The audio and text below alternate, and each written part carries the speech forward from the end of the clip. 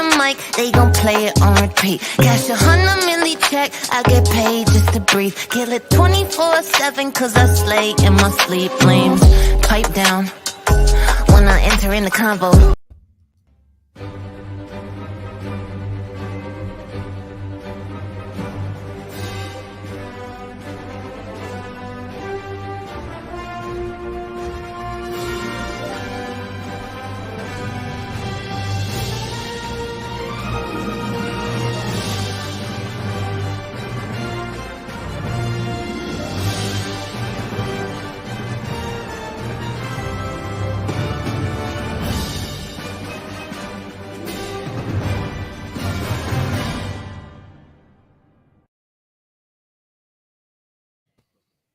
Well, hello and good evening, folks.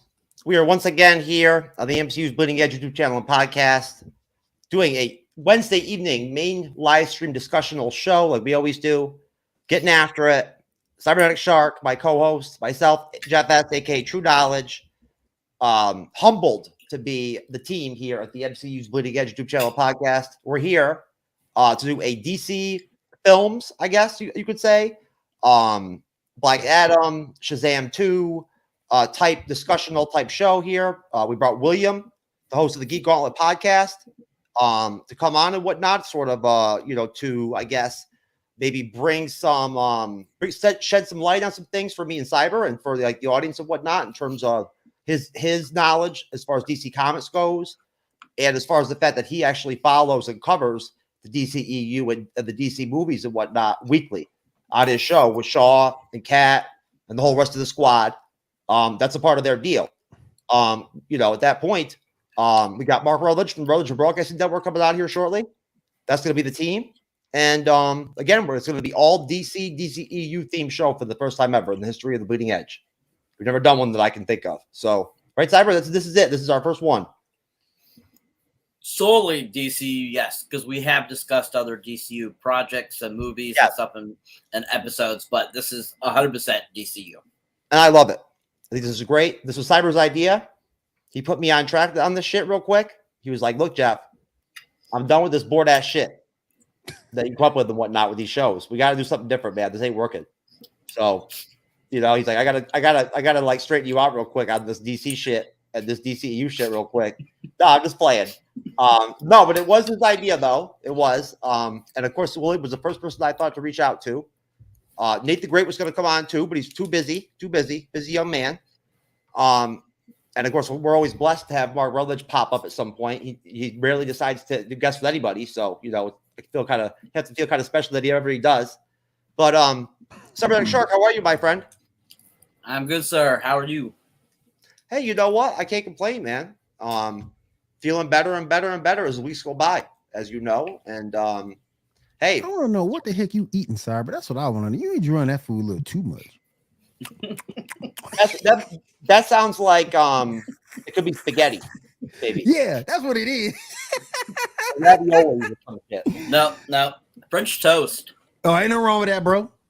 Hey Mark, don't you love it when you come on a show and people are already talking this shit and you're like an awkward silence person all of a sudden? Like you pop up and you're just like, hey.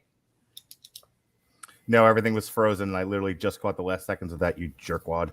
Oh, okay. I wasn't sure, man, because I was looking at you and I was like, what's he doing? Good. Like, I like the fact that you invite me on here and immediately you're a dick to me.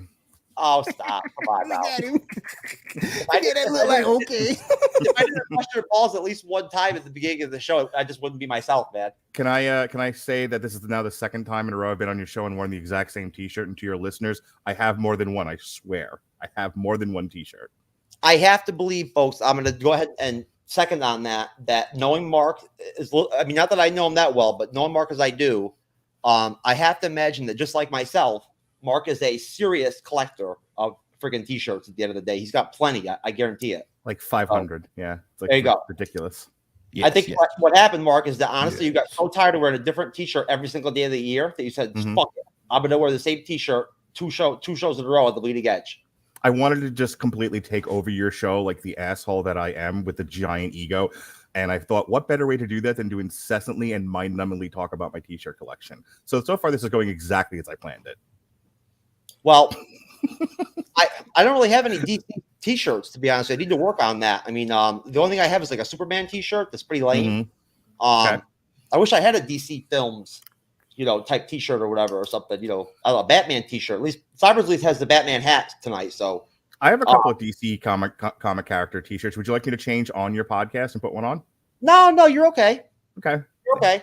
I've already explained that you're on here. Do it. Cyber's into it. I'll do it. Please. Please. I already pointed out it. Yes. Here, sort of, lend your knowledge to Fight the power. As far as the fact that Cyber and I aren't really massive DC comic, fans or anything like that, and we don't have that sort of baseline knowledge like you and William do, as far as the characters go and whatnot, the secondary characters in these films we're going to be talking about. So I felt like we really needed some impactful guests that could really contribute some valuable, knowledgeable shit here. William, Yes. good to see you again, brother. What is this? I think you haven't been on the show that much lately. What is it, the second time like the last 2 weeks? A couple weeks ago. Yeah, a couple weeks. That's right. We did that Sunday show. We did a Sunday show together. Yeah, that's right. Yep. Hell yeah. Shark. Yep. What's going on, man? What do you got going on Geek Gauntlet this Saturday? Oh, chilling, man. Chilling. We're gonna be going over She-Hulk. She-Hulk reviews. We're gonna do some show rundowns. Harley Quinn. I got another Dragon Ball Z rant I'm gonna get into. Just got a whole and some house cleaning we're gonna take care of. So we got a lot going down on Gauntlet. Good to hear. And Mr. Rutledge, what is going on at Rutledge and Broadcasting Network these days? We just reviewed The Gray Man, which came out in mid-July on Netflix, starring Ryan Gosling and of Captain America fame, Chris Evans. Also starring the lovely and very wooden Arma de Amis. She did a much better job in Deep Water. I'm just going to throw that out there than she did in The Gray Matter, but that's neither here nor there. Tomorrow, we're reviewing the new Five Finger Death Punch album. We'll do a Metal Hammer of Doom extra on a Machine Head video for a review the following week. And next week on Damn You Hollywood, we'll be reviewing Samaritan, which is the new Sylvester Stallone superhero movie that is going direct to Amazon Prime. So that's what we got going on. Last week we did Prey. So because this, and I bet Cyber knows this. I bet Cyber could just take the words right out of my mouth. We're in August, otherwise known as Fuck You, it's August. Otherwise known as the Drizzling Shits for Movies August. Facts. So after Bullet Train, it's just been one streaming movie after another until we get to October. Mark, do you look forward to coming on the Bleeding Edge just because you know you can come on here and say fuck more than once or twice, like you're trained to over there on your shows, or what? I come on this show because I enjoy being close to you and Cyber, like right between you, kind of like how I am right now. Right, sandwiched right between you. Man. He's a peanut butter and jelly to y'all's bread. That touched me right there, Mark, in my heart, man. But I'll say fuck anywhere. So yeah, fine. But I appreciate the freedom that you allow me. You're an American, Jeff. Hey, listen. At the end of the day, I'm so American. I took my American flag down to put a fucking Band-Aid poster behind me. There you go. What's that tell you? Not just play it. I'm joking. Believe me, I've got my priorities straight when it comes to America over Band-Aid. But hey, Japan's one of our allies and our buddies. So, but no, it's good to see you, Mark. I definitely, like I was pointing out in the beginning of the show before we actually launch into the meat of this, that we're lucky and blessed whenever we can have you on. Just because your schedule is tight. You've got a family, you've got kids, you do a lot. You're an active guy. You record a lot more than I do. I have to be publicly nude in places, Jeff. I am a very busy guy, either at resorts or beaches. There's a lot of time. I have to make time for public nudity. I want to make sure I said that on your podcast. Make sure everyone knows. Man, I'm just not at the place right now in my life. I've thought about it where I'm down with going on like the public nudity thing. I've considered going to a nude beach before. I bet at the resort where they have them. But you're in the place for it too, aren't you? Well, hang on. You've been to Caliente? He's in Florida, so he's in a place for it. I never went to Caliente, but one of the resorts I did go to, one of the all-inclusives I went to Jamaica years ago, did have a nude beach at the resort. Yeah, we have one right here in Land O'Lakes, Florida. We were there in July for a couple of days, and then we're going back Labor Day weekend. Cyber, you got to get down with that public nudity. You know the deal. Is he muted or something? What's happening here? They got some. Yes, I had myself muted. Because he's smacking. Because I'm smacking and it was bothering William. Toast. So I didn't want to bother him anymore. All right. French toast at 10 o'clock at night. That's what I'm talking about. I mean, you know, sometimes. Mark, what is that? What is that? What is that resort in Jamaica that's almost like adult centric? It's like not Sandals, maybe Sandals. I'd have to look. But I know what you're talking about. Like, yeah, there is an adult all-inclusive like series of resorts. Like, in, like they have a couple of them. Yeah. They have special events and everything and whatnot, special weeks, stuff like that. And I want to say it's Sandals, but I don't want to misrepresent. So I will look it up and I will let you know. And we will come back here on the Bleeding Edge and we will talk. We will do like we do on the Metal Hammer of Doom Extra and just tell sexy stories, but we'll do them in superhero t-shirts. I've met a couple people in Jamaica that have told me they've been to those resorts before and whatnot. Yes. They seem pretty cool. You know, definitely something I could be interested in. Definitely Bleeding Edge type shit. But so I guess to start things off, kind of in reverse in terms of DC films and the DCEU, Warner Brothers, where everything's going, because that is going to be one of the topics and segments we're going to be throwing in here, is sort of a projection based off of what's already been put out there. CEO of Warner Brothers. Did you just see the breaking news about Aquaman and Shazam? When did that? What exactly was that? Earlier today, Aquaman 2 has been delayed till Christmas 2023, and Shazam took its spot in March. So we have one more big DC film left in October, and that's Black Adam, and then we're done for the year. Yep. Oh, okay. The Flash is still maintaining its June date, but that, you know, that $1.50 will get you on the bus at this point. Who knows, with the Warner Brothers Discovery blowing up of HBO Max and the canceling of everything, even things they don't own, who knows what they're going to do with the Flash. So I'm just going to throw that out there. I didn't know if you knew about that. I don't think we see it. I'm in the minority. I don't think we see it because Ezra Miller's got a bad taste in everybody's mouth. But you do need it for the continuation of the DCEU. Watch them delay it a year so they can CGI Grant Gustin in every scene that he's in. Yep. They'll body crop Ezra Miller right out of there. Put Grant in there. Yep. This is the flank starring Grant Gustin. Go ahead, so if we see it, I agree with you. It'll be a year later because Ezra just got a bad everybody's mouth, man. That's what happens when you commit burglary. Go ahead, Cyber. I'm sorry. And kidnap people. All I know is that the last test screening for it was out the window for everyone. They loved it. Mm-hmm. It's got really good test reviews so far for what they put together. So I think Warner Brothers Discovery would be stupid to not put this out at all. They should just put it out how it is, leave it at its June release date. Mm-hmm. And just, this being if they're done with Ezra Miller, just be done with him after this film. Let it be, move on, have it like at some point, maybe transfer to somebody else being the Flash. That's what I was going to add. And I'll shut up so Jeff can actually run his own show. But I think the best thing to do is do a quick reshoot / add-on to where, because of my understanding of the plot of the new Flash movie is that it's actually Flashpoint. It's actually Flashpoint, yeah. That's what I thought, yeah. Which means that at the resolution of Flashpoint can be Ezra Miller is gone, and William, help me out with this because I don't totally recall the character's name, that he gets replaced by a new Flash, but it's the guy that was Flash for a while after Barry Allen. Wally West. Everyone loves. Wally West. Yes. Mm-hmm. That Grant Gustin comes in, but he's Wally West in this universe. That makes sense too. Keep going with Grant Gustin. Yeah, that makes sense. So Wally West is the better Flash anyway. He's beloved. Did you? Mm-hmm. So I'm gonna throw this out there, Jeff. I'll catch you up if you have questions about it. But do you remember how Twitter tried to burn down DC Comics and kill everyone involved because of Identity Crisis? Was it Identity? No, not Identity Crisis. Heroes in Crisis. Heroes in Crisis, where they did something with Wally West and everyone went fucking crazy and was like, kill everyone involved in this. Shoot. Go ahead, William. You could have blown it. It was almost like the fans want them to blow up like they did with the New 52. They just blew that thing up and went right back to what it was from back in the day. I wasn't a fan of them. Do you remember what they did with Wally West that offended everyone so much? Oh man, I don't remember. Okay. I think they made him. Go ahead. Sorry.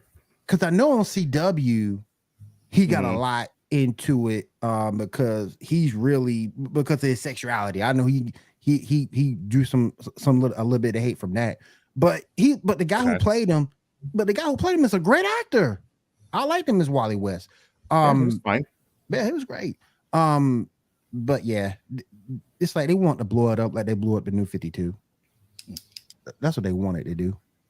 Did you know that George Miller at one point was actually he was actually signed on to direct Justice League Mortal back in 2007? Yep. With Adam Brody time as ago. the Flash. It was envisioned as the start of a franchise with planned sequels and spin-offs, including the Flash film. Yeah, they were like there was a rumored cast list out there, a fan cast. There has been a Justice League movie has been in active development since Moses went to the mountaintop. And the it only one only who got it, and the only person who got it right is that, and the only person who got it right was Zack Snyder. It's actually interesting you pointed out that, Mark. This actually connects to Cyber and I guesting on J Rent 2000's A Podcast Odyssey recently. Mhm. We just reviewed the Batman from 1989. okay. Batman. The wanting to go make the Justice League film development started right before that. It was right in the late 80s, around 87, 88. Now, also, George Miller directed Mad Max that we just reviewed the week before that on A Podcast Odyssey. So I just thought that was interesting, and I wanted to connect him to that. But now you tell me, William, Mark, Cyber, if you know, as far as this Flashpoint deal goes, can you flush this out in one film, or is this something that has to extend out into another film in order to, it's like a lot. It's a lot because now you're involving Reverse Flash. You're bringing some other characters that are redone different. Captain Marvel isn't really Captain Marvel or Shazam. He's Captain Thunder, and all the kids are involved when they make him versus it just being Billy Batson. There's a lot of changes that you have to make. Can I let me throw this out there? You can, but it won't be impactful. Yeah, you got to spread that thing out. What made Flashpoint impactful was the hard reset of the entire DC continuity up till that point. The beloved continuity that started with Crisis on Infinite Earths for a lot of people. And so when you get to Flashpoint, you're talking about legacy readers who have been with this company for years and years and years, and them doing things to characters and changing things, and you're like, oh my god, Girl Joker, and all, there was all kinds of crap that was Batman's in dad being Flashpoint. Being Batman. Right. So it would be kind of like you just starting with the Infinity Gauntlet day one. Yep. Like, no lead in, you don't even know who the fuck Thanos is. You're like, we're just gonna go ahead and do an Infinity Gauntlet movie. Hell, Superman wasn't even Superman, really. Right. So that's the problem with Flashpoint, is that it should be an end point, not your beginning point. But let me tell you, Jeff, you brought us, William and I, on to kind of fill in the blanks with a lot of stuff about DC films and comics. That's a pattern with DC. Like, they went from Man of Steel to Batman v Superman. Batman v Superman is Avengers level. You have to build up to it. They were like, Chapter 2, Batman v Superman. Like, no. And then even in the film itself, Doomsday is your final boss. Doomsday is responsible for killing Superman in the comics. Day one, we went right to Doomsday. We went right to killing Superman in 2 movies. Mm-hmm. This is a pattern and not a great one. I get what you're saying. And how many times have we seen Doomsday clones be brought back to be a challenge? Mm-hmm. And I think it's next month. They're about to do a more powerful version of Doomsday in the comics, and he helped. More than likely, you may see another Death of Superman art, unless you're just gonna take Superman to be Superman 1 million, and he comes down and destroy this new Doomsday. I was gonna say, the more times you kill Superman, the less impactful it becomes. Yep. And I just think it's like Dragon Ball Super when they keep going to freaking Freezer. Stop freaking going to Doomsday. It's always Doomsday. Stop like it. I said, it would be like starting, the first Marvel movie ever. Instead of doing Iron Man, they do Civil War, and then the second one they do Infinity Gauntlet. You're like, Bruh. You can, I suppose, but this doesn't really leave a lasting impact, and no one's gonna know what the hell you're doing. Nope. And they wonder why DC films don't do that well. Okay, so before we get into, let's take a break from the direction of where things are going to go with DC. Warner Brothers Discovery. What's been put out as far as their 10-year plan? That's not been not very detail heavy, but sort of too late. Based off of sort of like the MCU formula to some degree. Which why wouldn't you mimic that, right? I mean, I think anybody would. Logically. But the problem is Marvel went into it with a 10-year plan in mind. Yeah. DC is using this. DC is using this as a fallback. More specifically, to redo it. Marvel had Kevin Feige, and Kevin Feige had the Bible. Yeah. Okay? He had a Bible that ends at least book 1, with the Infinity Gauntlet. And while there was some degree of creativity given to different directors, for the most part, everyone had to stay on game plan, and the game plan never changed, and the guy coaching the game plan never changed. The problem with DC, very specifically, is they're in 3 or 4 different iterations of a game plan, and the game plan has changed 3 and 4 different times. So you've had multiple leaders, you've had multiple directions, you've had multiple visions. This is just since Man of Steel. It's not that long ago. We're talking about a 10-year period. I think Man of Steel is what, 2012? 2012. Yeah. Think of it this way. Think of it like Jeff's running his podcast here.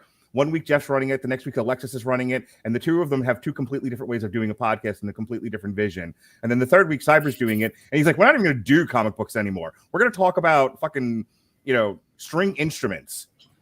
Why would anyone continue to watch this? Like, you would lose people immediately. Like, I don't understand what's happening here. None of this makes any sense. Harps are pretty, but I don't know what you're doing. Again, I'll go back to it. It's like when they did the reboot on a New 52. This 10-year plan is similar with the DCEU. You can't keep blowing up something that you already established that fans know. Then you go blow it up again, and they got to reinvest themselves in the product once again. And think of it this way, like what does that have to fans? They created this plan to where they're going to create big and small pictures. So big picture, Flash, Aquaman, Shazam, Black Adam. Small pictures, Batgirl, Blue Beetle. Within a year or two, they blew it up, and somebody new has a different vision, and Batgirl gets canceled. Yep. I would have came out with Batgirl. I said that on Geek Gauntlet. I would have came out with Batgirl just to try to recoup some of my money. Apparently, it was more cost saving to just cut the thing and throw it in the trash. Aren't they gonna? And then they can be then they can claim get a tax break. Yeah, that's why. But that's you ever watch Wall Street? Why are you wrecking this company? Because it's wreckable. That's why. It's wreckable. That's why. But I would have came out with it just when you came out with Catwoman, and Catwoman was trash. It's a different decade. Hey, I know it's a different decade. Whoa. Trash. I will Halle Berry, fight you on Catwoman. Catwoman outside of Halle Berry, of course. Catwoman is a piece of avant-garde art. It was amazing. But look, it was like a Jackson Pollock painting. But look, I'm just saying, if you came out with that, you might as well just come out with Batgirl. It wasn't a quality, but it wasn't a quality thing, William. It was. It was kind of.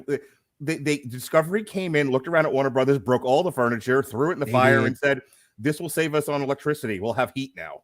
Right, because we burned all the furniture. Yeah. Okay, so basically, I guess as a premise or like a side topic to start things off as we really get into it before we jump into Shazam 2, play the trailers, Black Adam, excuse me, dig into that, get Mark in, get William in, get Cyber on that, whatnot, everybody's thoughts, opinions, expectations. And we then work into, the real, conversation that we're already sort of having about is, the how is this going to boil down to the vision or the plan or the direction of DC Films, Warner Brothers Discovery. How's this all going to play out? I just want to point out really quickly, reflecting off of William and Mark from Zaslav, the CEO of, Warner Brothers Discovery. Let's look at the opportunities that we have broadly. DC is the top of the list for us. You look at Batman, Superman, Wonder Woman, and Aquaman. These are brands that are known everywhere in the world. The ability to drive those all over the world with great stories is a big opportunity for us. We've done a reset. He said it. We've done a reset. We restructured the business where we were going to focus. There will be a team with a 10-year plan. Focusing just on DC. It's very similar to the structure that Alan Horn and Bob Iger put together very effectively with Kevin Feige at Disney. So there you go, right? I mean, it's right there at that point. Yeah, they are copying the same exact formula essentially, but why wouldn't you? My anxiety about that is when Zaslav gets replaced and somebody else comes in and says, you know, hey, you ever seen the Jeff or Cyber? You ever see the movie The Wiz? Oh yeah, Which is the African American iteration of the Wizard of Oz. Mhm. Think Richard Pryor as Oz, where he's walking around Oz and he's just like, I prefer purple, and everything turns purple. And like another minute later, he's like, now blue, and all of the Emerald City turns blue. My That issue feels- is, I'm sorry, go ahead. That feels like the way Warner Brothers is currently being run, where every 5 minutes somebody's coming in with a new vision. So I hear what you're saying, Jeff, and they printed what the guy said, except that when he gets fired, somebody else comes in with a new vision and now prefers purple. Okay, well, Cyber, you tell me. Cyber, you tell me, and then I'll go to you, William. Mhm. Does that even make a difference, though, if they really do follow through with this statement right here? If they're going to build a team, not a Justice League team, a team like Kevin Feige's team at Marvel Studios that he's had for years, his inner circle and whatnot. I'm not going to try to drop their names right now and whatnot, but all you guys know who I'm talking about. That 5, 6, 7 person group that's basically been a part of everything, essentially, almost from jump. Esposito, I forget the woman's name and whatnot, that now I think basically is under Kevin Feige at Marvel Comics. But basically, if they're going to copy that same model, they're going to hire some type of Kevin Feige leader to sort of run the film division in terms of DC Cyber. At that point, if they have that person in charge and he's running that division, what difference does it make who's running the show on top? Well, yeah, if you have a solid person in charge of a division, most certainly having that top person really doesn't make a difference. Even though they still are the ones that are going to be crossing the T's and I's, saying what could be done. But just like with Feige, with Disney, Feige has shown that he can do these decisions without them. So that's the difference unfortunately, for Warner Brothers Discovery, is they haven't found that person yet to be able to do that and to get that same formula going. But I foresee, if they're smart, they would get Jeff Johns, that did the CW stuff, to come in and start doing some researching around there to bring what he brought to the CW before it went to crap. Okay, let me interject there. They tried, he got fired. I was about to say that. Well, I did not hear that. My issue is the fact you haven't extended a lot of shows that are doing well. You haven't extended Young Justice to season 5. Season 4 is on the way, but you have yet to extend Young Justice to season 5. Needs to be extended, by the way. I don't know what Stargirl's future is going to be after this coming season. So it's left with a doubt of uncertainty on shows that's doing well right now. Yeah. And that's my biggest issue with what's going on. Sorry, William. Titans, I hope they don't do anything. I heard Titans might be on the chopping block. Same thing with Doom Patrol. So it's just uncertainty, and I hate that. That would break my heart. That would break my heart. Doom Patrol was Watchmen quality. It's really one of the best show, not even just comic book shows, but the best shows. Cyber, I want to address your point real quick. Because I don't disagree with you in theory. My problem is practice. If you have a guy who holds the Bible and is in command of the vision, like a Kevin Feige, and let's just go ahead and say they bring back Jeff Johns. So that's fine. My problem is they have done that. Zack Snyder was the Kevin Feige for a little bit. Jeff Johns was the Kevin Feige for a little bit. They keep, Walter Hamada, I think they were like, you're going to be the new Kevin Feige because we're not going to have a Kevin Feige. We're just let you do it. They keep changing it every other year. And every time they do, the vision changes with it. That's why there's no cohesiveness or continuity in any of these DC films. I'm going to throw this also out there. Now they're talking about, well, we're going to do more of a Marvel thing where we're going to have, a 10-year plan that leads to a big event. Okay, before that, we're going to have no plan, and we're just going to let directors make director-driven artsy DC films. So if one guy wants to go make an editorial on the condition of the angry male and call it Joker, we're going to let him do that. And if this guy over here wants to do a noir Batman story, we're going to let him do that. And who the fuck cares if any of this stuff connects to each other?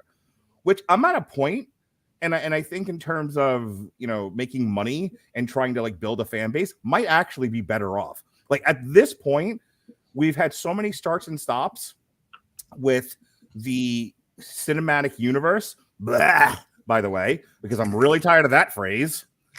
Maybe just stop doing it and just like, hey, how about we just make a good picture? Like, I'll just throw this out there as an example, and then I behave myself and shut up and let you guys talk.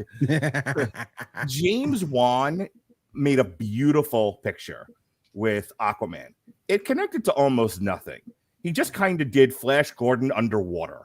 Mm-hmm. It was great. And it made over $1 billion. And yes, it connects, but not really. You know, there was something in Aquaman that was like, oh, you had to have seen Justice League to know what's happening. No, you didn't. You didn't have to see any of these. You could have literally just walked in Tabula Rosa to Aquaman and had just as good a time. That seems to be a better way going forward so that this shit doesn't keep happening. Same with that first Wonder Woman. Yeah. Well, that first Wonder Woman was darn near perfect. Let me go across Mm-hmm. on that real quick, because I agree with you, Mark. I thought Aquaman was really well done. I thought it was a great film. Really didn't understand why anybody didn't had any problem with it, really. I mean, it wasn't great, but it was okay. What'd you think, Cyber, William? Cyber, then you, William. I mean, what'd you think of Aquaman? Was it okay? You think it was a solid film?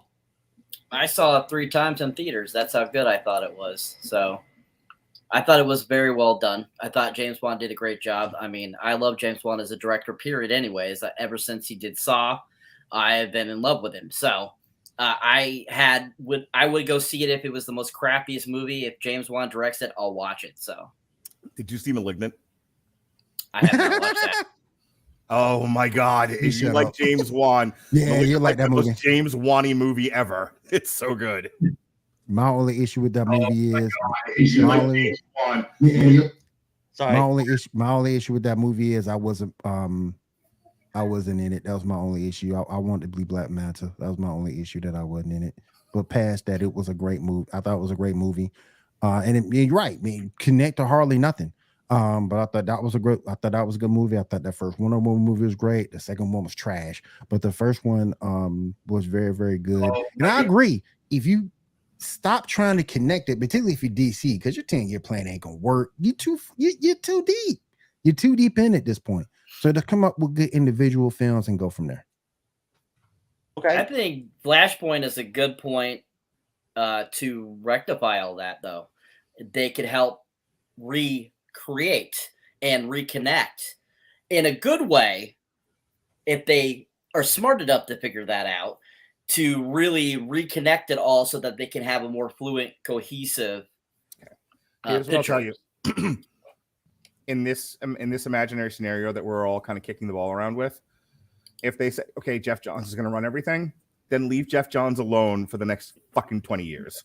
So just stop fucking with him. Whoever comes in to Warner Brothers Discovery, Pornhub, just leave it alone. Just like, work on dealing with your stock price and, you know, your distribution deals and whatnot. And like how Disney really didn't bother Kevin Feige, don't bother Jeff Johns or whoever it ends up being.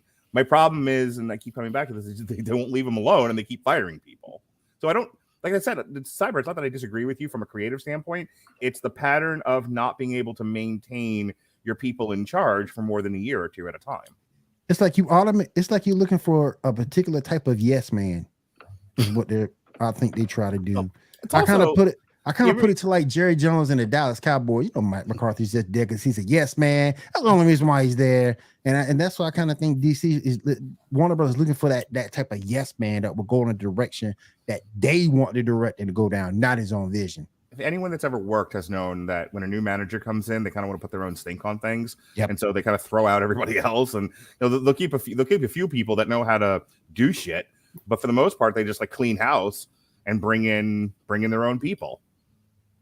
That's the pattern. Yep. Every so often, clean house, new, right. Clean house, new, and not developing any continuity with right. what's going on. Sure. And I think that's one of the things that's really, and again, that's why I really can't see how you can't go wrong trying to formulate or copy what Kevin Feige and what Marvel Studios put in place. What they ended up, with the direction they ended up going. Because they stayed consistent with him. They left him alone. They left him alone to do his own thing. That's why. And That's DC right. DC won't do that. Warner Brothers won't do that. Could you imagine the meeting that Kevin Feige had to go to where he's like, "Oh, I want to do a movie about a talking tree and a raccoon. Get the fuck out of here!" Like, if they really want to copy this formula, then they have to really copy it to the T. At that point, that means that they have to stick to a plan no matter what, and almost have an underlying understanding that if they want to make money and be profitable off their film division with the DC comics characters and that entire universe and whatnot, and that they see that as their number one priority, as Zablov said or whatever, right? The top of their list. At that point, you have to stay away and let your run the show. Keep your plan, stick to it, right? Let it play out over 10 years. You have to. Egos cannot get in the way. Egos cannot get in the way of certain egos might be getting in the way. Religious commitment to this. Religious commitment. Before I ask you all about Joker and the Batman and it being actually outside of DCEU continuity, and that whole deal, the fact that they have that also going on right now, the turmoil, the sort of complicated type dynamic they have going on with the entire DC TV film realm right now, where things are kind of all over the place in a way. I just want to point out that again, I think it's very possible that they can hit a hard reset right now and just say, you know what, we are going to really get our shit together. I'll say this though. You've done it with DC animated. DC animated is fantastic. They're terrific. They were the Killing Joke was terrible. But before that point, oh my God, the Killing Joke was terrible. But before that point, they were doing things right. So if you can capture some of the stuff they did and bring it over to the DCEU, you'll be that better off. Because like I said, there's not that many bad DC animated movies. Are you a wrestling fan at all? Yes, I am. So you know how every one of us was like, we hope Vince McMahon doesn't pay attention to NXT and ruins Matt Riddle? Oh yeah. That was so for a while there, the DC animated universe was NXT. Like no one's paying any attention to this, and it's no one's paying any attention, and it's the best shit ever. The minute they paid attention to it, broke all the furniture, set the house on fire, and walked away. Yeah, because Killing Joke was terrible. It's not just Killing Joke. A lot of the most recent DCEU shit. Dude, did you see that travesty that was the interactive animated film? Oh yeah, of Death in the Family. Oh yeah, I didn't like that at all. It was so bad, garbage. The last couple of DC again, they would hit rock solid fucking home runs with all their DC animated stuff. War. And then they hit this point where they just destroyed it all, and like I said, they started paying attention to what was happening over there. Like, oh, the films are too good, we must ruin them. Let's destroy them quickly. And much like my love of wrestling, I just stopped watching after a while. I'm like, I can't do it anymore. Sorry. Can't do it no more. Yeah, I can't do it. Okay, so real quick, go to you, Cyber. Starting this off, let's get into really quick Joker, okay? And then just really quick, we'll talk about the Batman and touch on Robert Pattinson's The Batman. Before we drop the trailers on Black Adam and we get into Shazam 2 and get into that, what our thoughts and expectations are going to be with those films.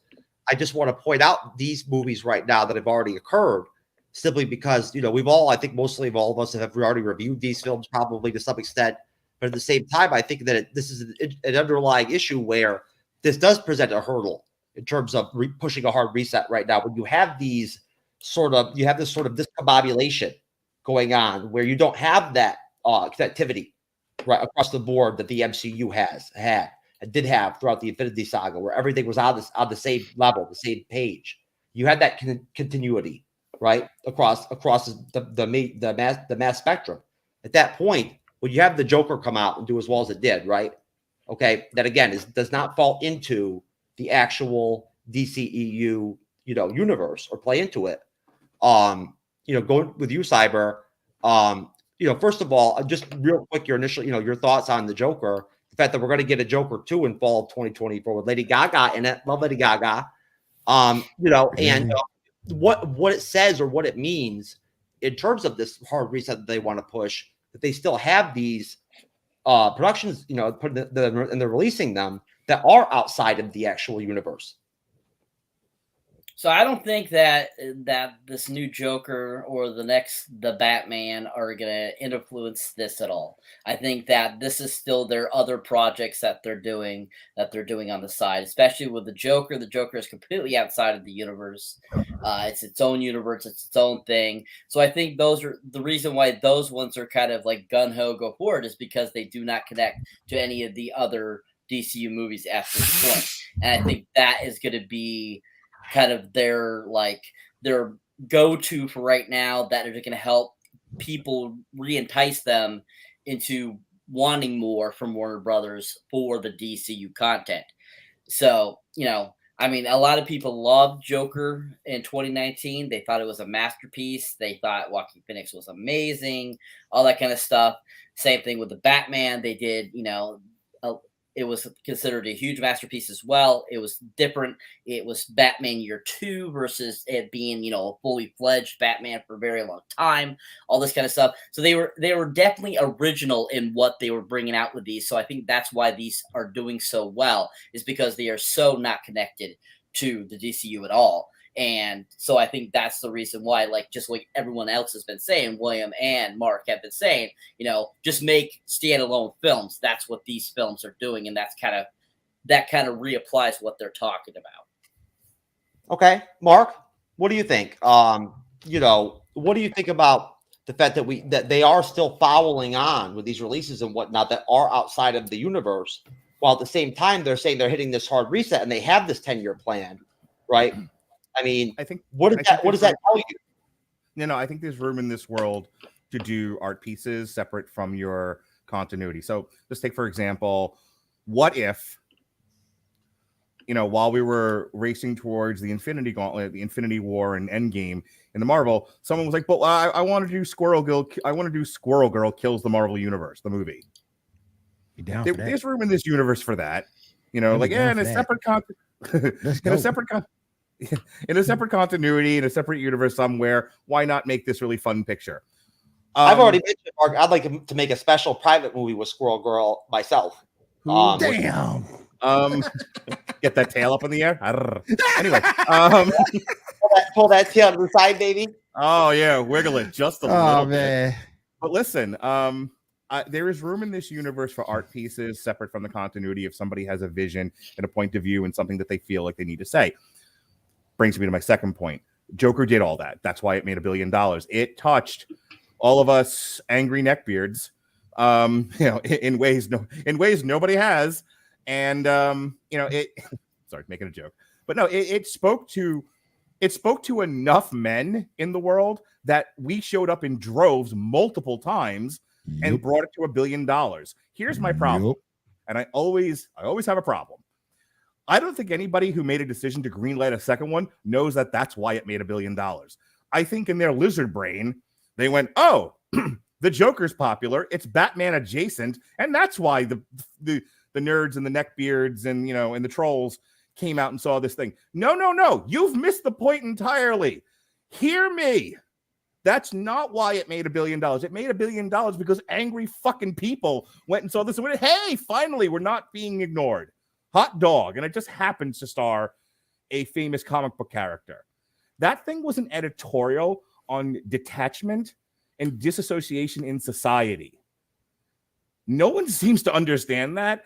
And I know that because we're getting a musical as the sequel with Harley Quinn, which tells me somebody's in a room somewhere going, what else is popular in Batman? The Joker broad. We do. What else can we do? We can do a Clayface miniseries.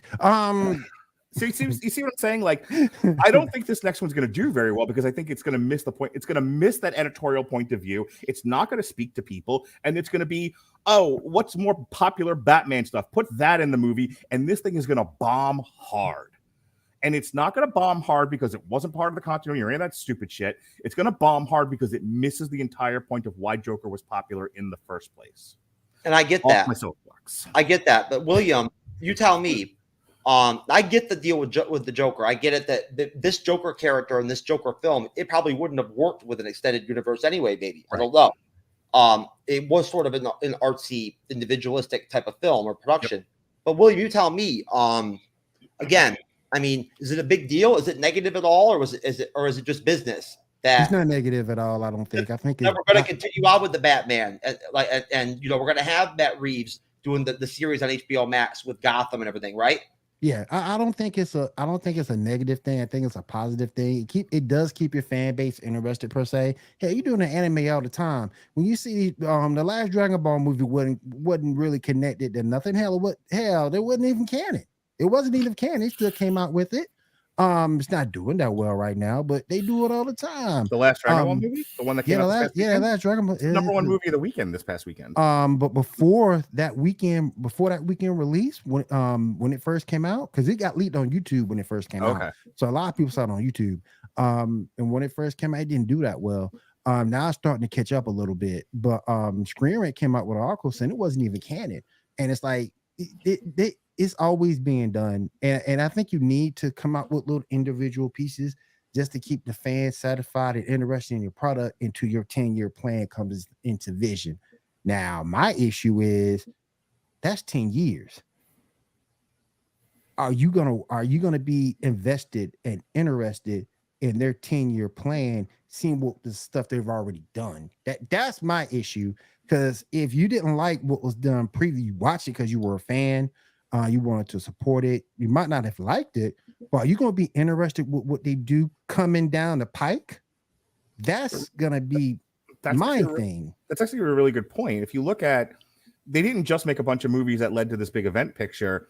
They told a story, and they told it in little chapters. And not everyone, look, Thor: The Dark World didn't do like good numbers. I think almost all of Phase 1, short of Iron Man, didn't do great numbers. What did great numbers was the Avengers, but this was these little chapters that led to this big story. And then you look at Phase 2, that led up to Age of Ultron, and they just kind of rinse, repeat until we got to the very end of the story.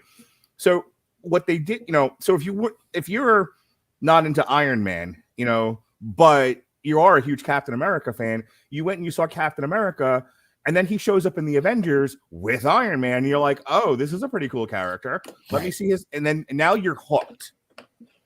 So to your point, and I'm going to validate your point by saying they need some breadcrumbs to throw down, some low cost, they need some Phase 1 breadcrumbs, because none of Phase 1 was particularly impactful. Like Iron Man's a good movie and everything, but like none of that stuff was like, oh my God, it changed the world. It wasn't groundbreaking. No, exactly. And so it was like, oh, there's a little Thor picture here and a little Captain America there and a Hulk thing somewhere in the wind.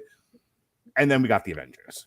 Yep. So what breadcrumbs? So we keep going back to Flashpoint. Okay, but what happens after Flashpoint? What little breadcrumbs follow Flashpoint? What character? So like Tony was the anchor. Iron Man was kind of the anchor of the whole thing all the way through. Who's your anchor character? Is it going to be Superman? Is it going to be Batman? Is it going to be Jeff? Who the fuck knows? Jeff. You're muted. You're muted, buddy. I know a lot of people want to see Blue Beetle. I'm in the minority.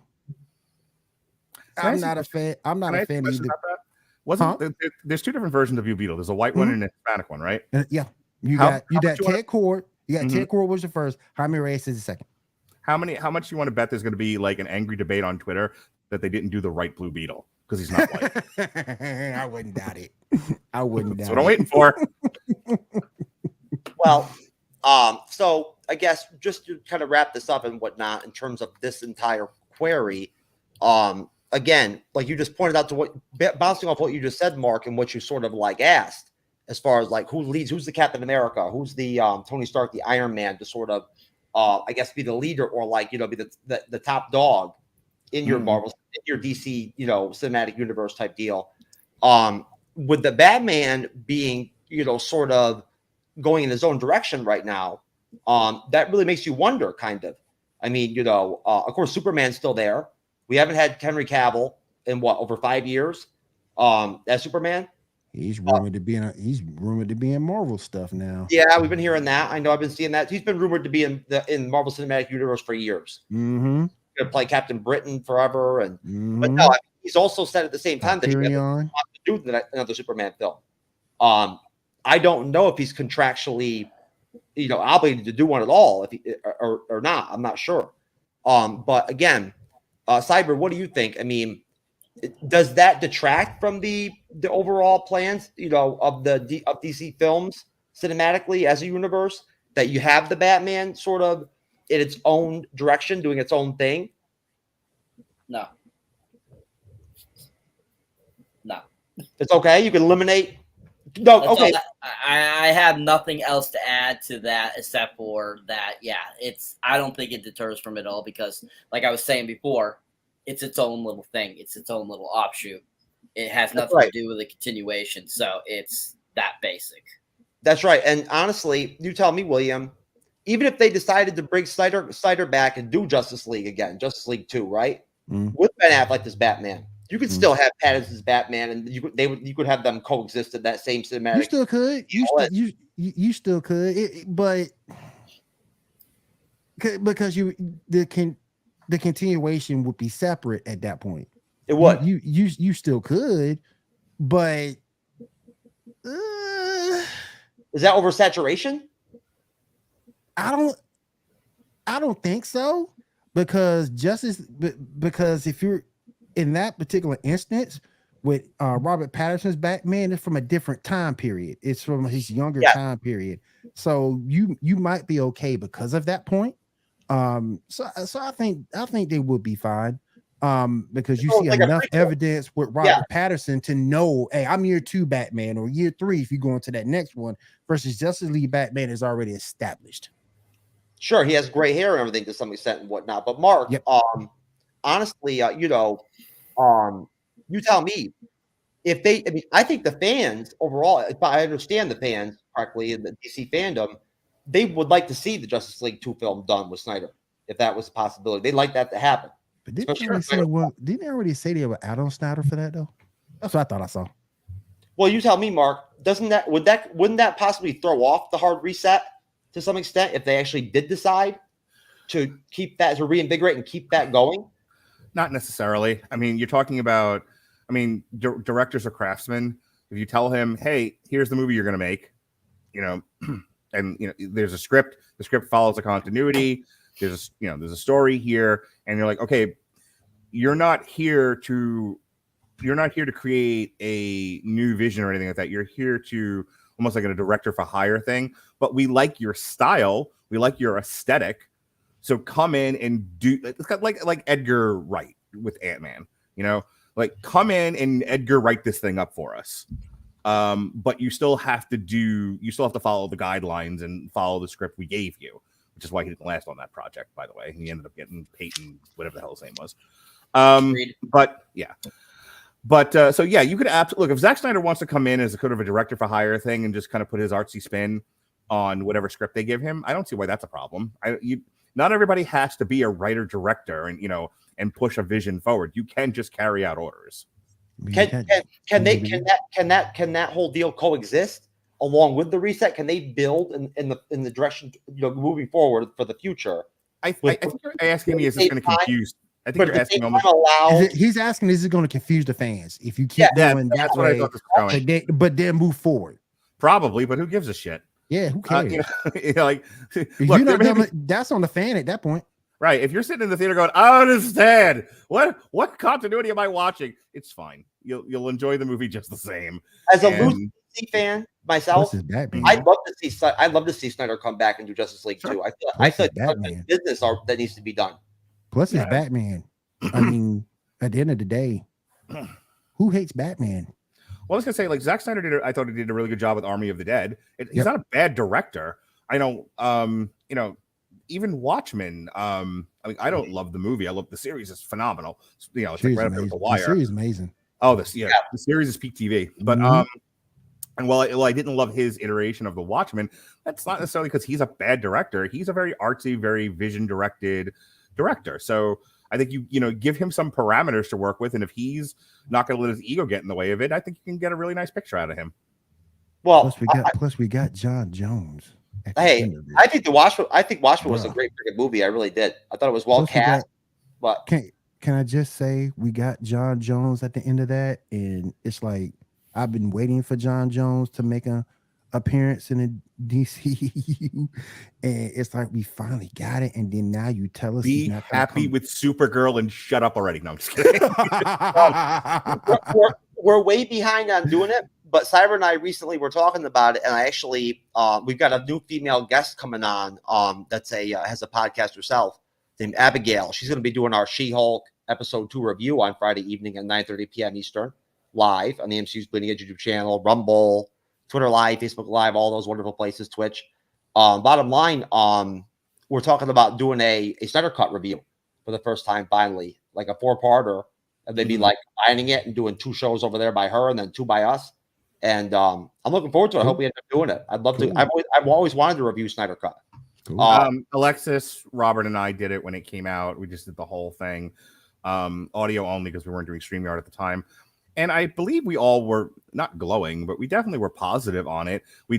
I'll tell you this much: it is a far superior piece of art than the Frankensteinian garbage that was the Joss Whedon, Zack Snyder abomination 2017 version. I never watched it. I still need to. Don't. I mean, you don't need to. Fucking skip it. You don't need to. No, Yeah. It's trash. Okay.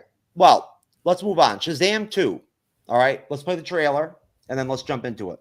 I'm an idiot. It's showtime! I don't deserve these powers, if I'm being honest. Like, what am I even contributing?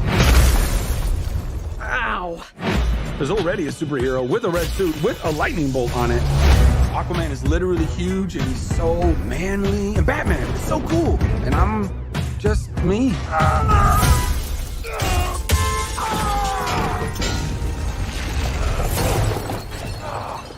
I feel like a fraud. It doesn't matter. Anyway, the wizard gave me superpowers. Well, then everybody got superpowers. Where's everyone going? To fight crime? Okay.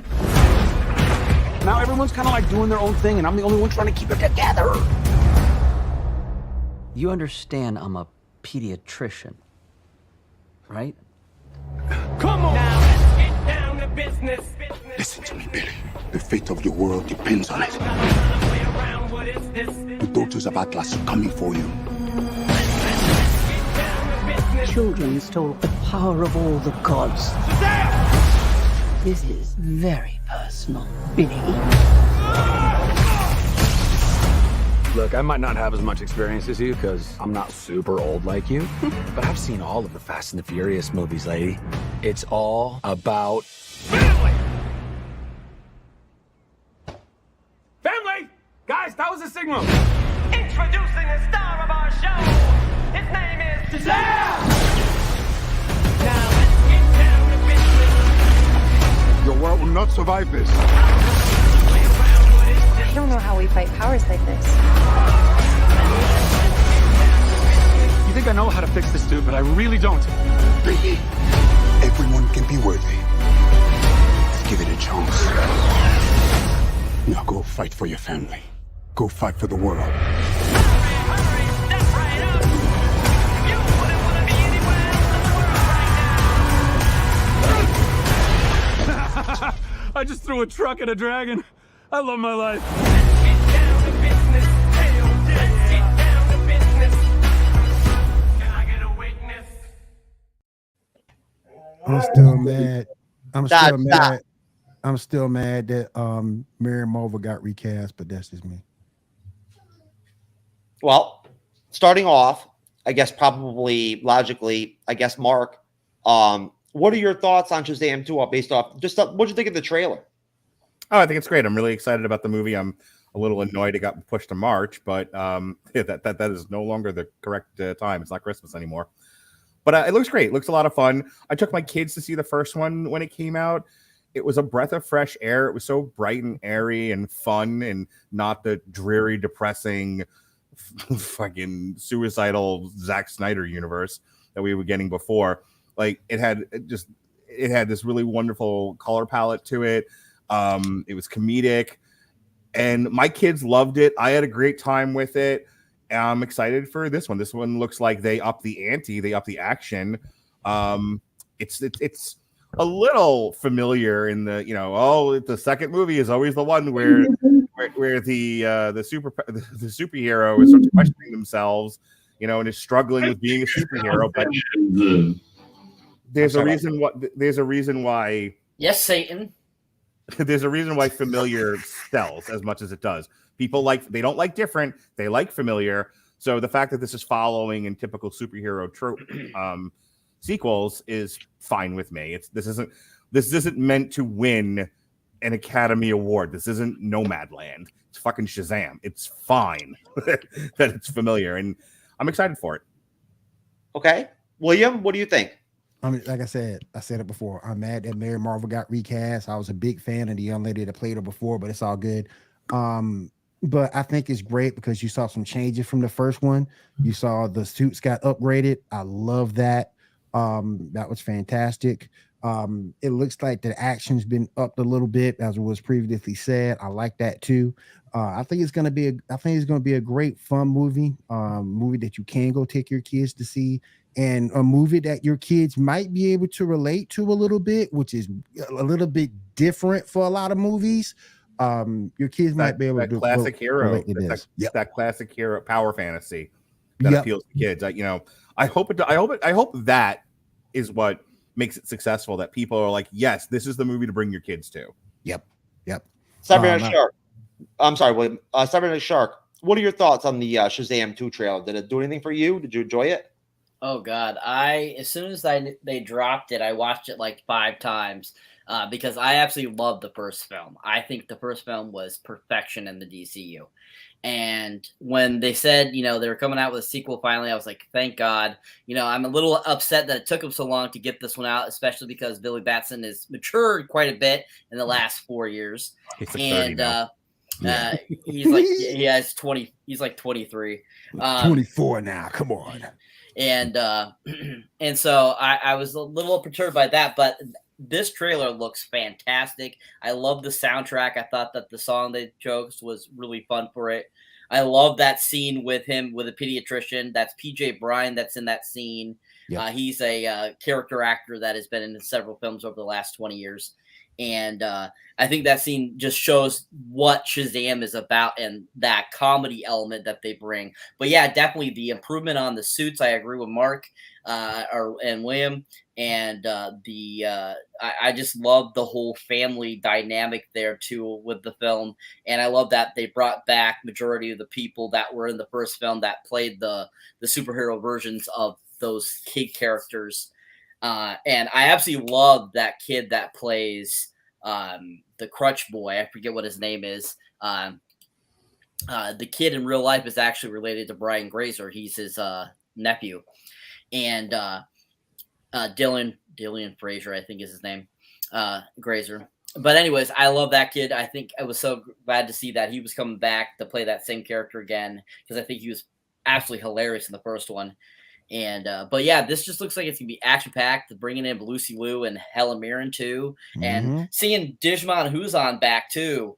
I was like really shocked. I'm like, I thought he died in the last one, so I was interested in seeing him again too. So I'm looking forward to seeing what that is all about too as well. Looks really good though. I can't wait to see it. Like I said, I was just upset Michelle Borth wasn't. I don't know that whole story why she wasn't brought back. I was kind of disappointed with that. I loved her in Hawaii 5-0 back in the day on CBS. To be Mary Marvel, but shout out to Megan Good for coming back. I gotta give her a shout out for that. She looks good in that suit, so I gotta give Megan Good her props. Oh my goodness! But the only thing that pisses me off is the fact, and I get you have to give everybody an origin story. I get it, I understand it, but damn man, we're on Shazam 2. Black Adam's coming out. How come we just couldn't get those two to go at it in the first one? Damn it. I'm just saying. I know it doesn't make sense, but at the same point, because you don't start with Hogan versus Andre, that's why you have to build up to Hogan. We're only on Hogan versus King Kong Bundy, buddy. I know, but daggone it, man. Come on. By the way, could I have aged myself anymore with those references? I'm 100. They've got an interesting. Shout out King Kong Bundy. they've got an interesting DC comic, Greek mythology type aspect of the film where you've got Helen Mirren playing Hespera, who is Atlas's daughter. She's a goddess, the goddess of immortality. You've got Lucy Liu playing Calypso, also one of Atlas's daughters. You've got Athena, also a daughter of Atlas. And essentially, you've got Derek Russo playing Atlas. You've got the mythical creatures. That dragon looked awesome. Apparently, there's going to be Cyclops in the film. I didn't see the Cyclops in the trailer, but apparently there's going to be Cyclops, unicorns, harpies, manticores, whatever the hell that is.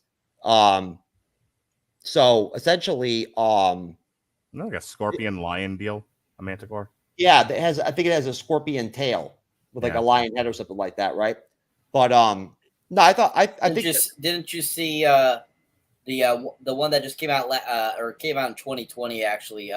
Chris Pratt did the voice and Onward. Onward, thank you. Yeah, the manticore in that is the big beast that they go see at the tavern. Okay, right. Okay, played by Wanda Sykes, I think it was. Yeah. Okay, yeah. I mean, you know what? I mean, honestly, I love that scene with the pediatrician. I mean, the humor seems really good. It doesn't seem forced in this. I mean, we'll see how it projects like over the course the span of the whole film. It did seem the humor did seem to come off flowing naturally. Yeah, it did, and I think that again, it's definitely positive that it's family welcome and kid friendly. It seems anyway. And at that point, I guess it'll be interesting to see as we get into Black Adam here in a minute, how they play Black Adam. I believe Black Adam, they already said it's going to be PG-13, right? Or have they not stated it? I haven't seen it, but I'm assuming it's going to be PG-13. That's what I thought. With that lineup that you have in there and those actors that are in there, I'm assuming it's going to be PG-13. Well, we're going to lose Mark here in a minute. So before we dive into our next topic and whatnot, I guess just to give Mark a chance to kind of vent and get his words in and whatnot and everything to close things out on this whole, again, diving into the whole spectrum of the 10-year plan, the strategy of whatever with DC, with the future of DC films and of DC television, right? Which, is something where we of course, we needed William on. We needed Mark on. You tell me, Mark. Oh, great. Here goes Tippy, son of a bitch. You don't know about Tippy yet, Mark. Cyber's very knows all about her. So does William. But basically, you tell me, Mark. Again, based on what we've already put out there and everything and whatnot, and what I know you've already heard, just like I've heard in the articles and everything that's been put out in the media, that has come off of the Discovery, Warner Brothers merge, and what the things publicly they've said. You tell me. Where does this thing play out overall, long term? My understanding of the strategy, at least that's been stated so far, for what that's worth, we're doing event pictures now. Big, ballsy, big time, expensive, $200 million event pictures, which means, Superman, Batman, Wonder Woman, Green Lantern, Flash. Yes, we're getting a Blue Beetle movie until it gets canceled.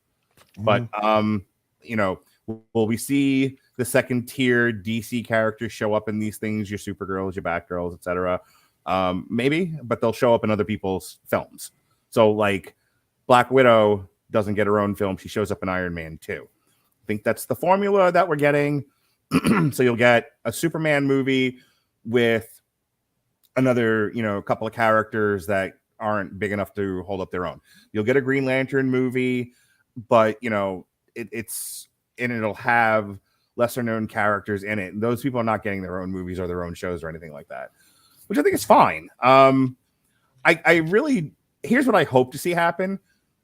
1 or 2 DC pictures a year until they know firmly what we're doing and that the people in leadership roles are ensconced and protected and not on the verge of being fired perpetually. So let's just do 1 or 2 movies a year. Let's not rush a million movies into production just for them to get Batgirled. Let's take our time. Let's do some Batman. Let's do some Superman. Let's do some Wonder Woman, and see where that leads us. I did hear that because this was successful and it was critically acclaimed, we're getting a second season of Peacemaker. I would like to see some of the Peacemaker characters show up in other people's films. I think that would be pretty cool. Cameos. Yeah. I don't know if we're getting another version of Suicide Squad at this point, seeing as that second one, while I think it was critically acclaimed, I don't think the fans loved it. I think it was kind of 50-50 because anecdotally I know people that liked the Snyder Suicide Squad with Jared Leto, which is weird to me because that movie's trash. But they're like this one with James Gunn might have been a little too weird for most people. So I don't know if they're going to take a flyer on a third one. I'd like to see another version of Suicide Squad. I'd like to see James Gunn get another crack at it, and I'd like it to be released not during a pandemic. Let's see what happens. Or day and date on HBO, Discovery, Pornhub. So,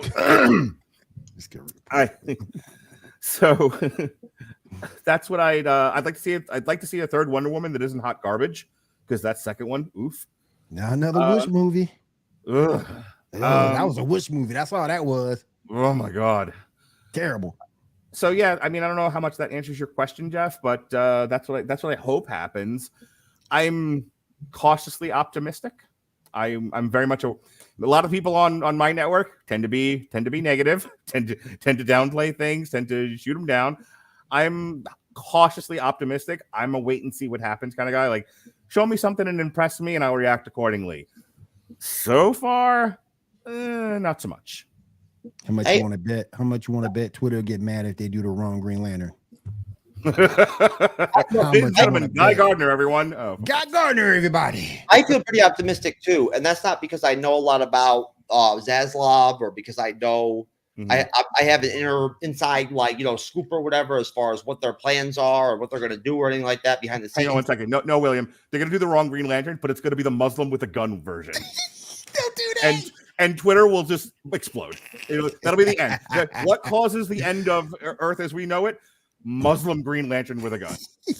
Thanks, everybody. I'm out. Well, I'll tell you what, Mark. Since you got to dip anyway, why don't you go ahead and plug, Belgian Broadcasting Network and whatnot? Yes. And everything. We'll send you off. Thank you. So yeah, I have my own podcast as part of the W2M network. It's just go on YouTube or on any of your podcatchers and type in W2M Net. You'll see all of my stuff, plus Sean Garmer's video game podcast. I'm down to 2 days a week now. I'm pretty much only doing Damn You Hollywood and the Metal Hammer of Doom, though there'll be some format changes going into the future where Metal Hammer of Doom is actually going to change to a strictly video format, and that'll be called the Metal Hammer of Doom Jukebox going forward. We're going to be introducing a new, much like Jeff's show here, I'm going to completely rip Jeff off and just steal his format, and it's going to be called Whiskey Rebellion. And we're going to have Jeff on that first show. That's going to come up in October. We're mostly, like I said, we're mostly just doing new movie reviews every Tuesday. Damn You Hollywood. You'll see it on YouTube on Wednesdays. It'll come up in your podcast feed on Wednesdays because we record it late Tuesday night. Check out our most recent ones for Prey, The Gray Man, Bullet Train, and I don't remember what was before Bullet Train, but pretty much any new movie of the week, we've covered them this year. We have a good time. We do a strict film craft review where we really break it down, and we talk about the various elements that go into making a film and whether or not it worked. Then we examine the financial side of it, the money. And then we do a critical review, which is essentially me reading Rotten Tomato reviews and Robert Winfrey screaming at critics. I want to take this time to talk about how much this year I've bullied Kevin Carr of Fat Guy at the Movies a lot. Every week I go, Kevin Carr, just harass this guy as much as I can. So that's always fun. So come listen to my podcast and listen to me harass a famous reviewer. Anyway, that W2Mnet.com is the website. W2Mnet on your podcatcher or YouTube feed. That's where we're at. We're also on Twitch, same place. Facebook, you can check it out. The Rattledge and Broadcasting Network Facebook page or the W2M one. And I'm at Mark Rattledge on Twitter. Do you make it so that you can see my name up there? I can. Okay. I believe. I'm also at Mark Rattledge on TikTok. You can see. So if you don't have time for an hour and a half to 2 hour podcast, and you just want to hear 5 to 10 minutes of me complaining about how men are treated, all those clips are on my TikTok feed, as well as various other things. Hey, Jeff, did you know that we rented a sex house in North Carolina this past weekend? I bet you didn't. But if you want to know what the pictures of said sex house were, you can check it out on my TikTok feed. Awesome. Damn. You know what, honestly, Mark? I have no idea. I don't understand why go out with a bang. I don't know why your names aren't popping up on the screen right now, like they usually are. You said you were on Facebook, right? Yes. I'm Mark trying to Radulich, find LCSW, and then the Radulich Broadcasting Network Facebook page. All right, guys, that's my All right, time. Mark. I'm out of here. Thank you, man. All right, man. Yep. Take care. Thanks for having me on, buddy. Anyway, so there we go. No, I still cannot figure out where the hell the how you actually bring back the names on the images. Oh, here we go. Damn, it's right there. Bam. Sorry about that, Mark. Too late. A little, too late for you there, brother. But Cybernetic Shark, William, going into and off of Shazam and then bouncing, into Black Adam, which of course I believe that officially they released I believe 2 trailers for, and I think like a teaser at one point. When I went to look for the trailers for Black Adam, I found a lot of different trailers. Some of them look really legitimate. Those fan trailers look good. And some of them even have big numbers. So like it distracts you. When you see 6.5 million views on them, you think, oh, that must be official. But I was very careful trying to make sure I didn't get anything fake. Before we play the trailers, Cyber, what are your thoughts on Black Adam? I mean, going, just your initial thoughts, right now. Where do you stand with it as far as how you feel and what your expectations are with the film? Well, I mean, from the trailer, I'm looking forward to seeing it. It looks like it's going to be a fun film. I'm looking forward to learning about Black Adam. I'm not very familiar with the character. I've heard of his name. I've seen the comics, but I never really read them. I absolutely love that Pierce Brosnan is playing Dr. Fate. I'm looking forward very much to seeing that. And it just looks like it's looks like it's going to be a decent film. It looks like they put a lot of great effort into it. Shazam level, good quality, I feel it looks like. I think there's a lot of great little parts in the trailer that were so much fun. But I'm looking forward just something entertaining, fun, that is, cohesive throughout the whole film, and that just really adds to what the DCU has already brought in the last couple of years. Okay. William, what are your thoughts? I'm very interested in seeing Black Adam. Very familiar with them from Injustice, very familiar with them from the comics. I'm ecstatic to see him. All the Egyptian god powers that he possesses can go toe-to-toe with Superman.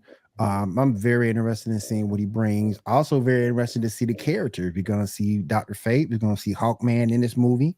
So I'm very, very interested to see how they pull it off. I think they pulled off. I think the casting of Dwayne Johnson is great. That's going to be solid. And I just think the movie overall is going to be a nice, fun movie to watch. Might be a little bit on the violent side because of who Black Adam is, but other than that, I think it will be a good movie. Yeah, I agree with you. And I don't think in this one situation, and again, I'm not an expert on Black Adam, but I feel like maybe as opposed to like with Marvel and Moon Knight and Daredevil, maybe they can make it work with Dwayne Johnson as Black Adam and have it be PG and not have it be real graphic and still play, but still have heavy action in it and whatnot, Yes. I mean, he is a very, charismatic actor. So, all right, we'll start off with what I believe is the teaser. Oh, Okay. wait, you know what? Let me play the first official trailer.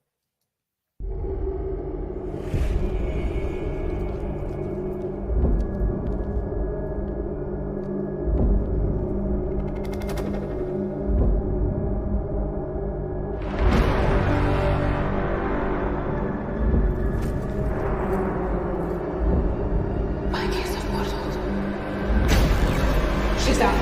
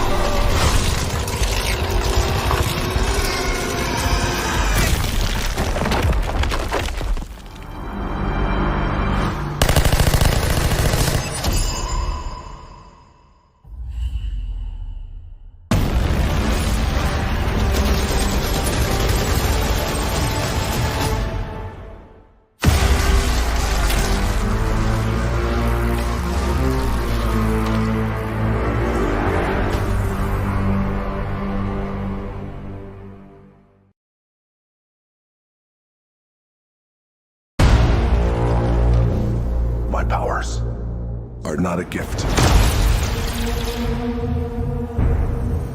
but a curse. Born out of rage.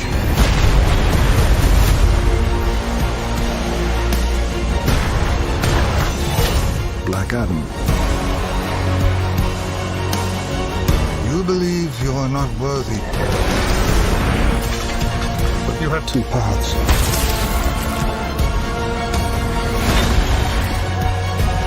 You can be the destroyer of this world,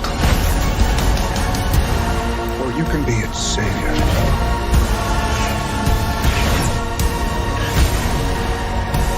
The world needed a hero.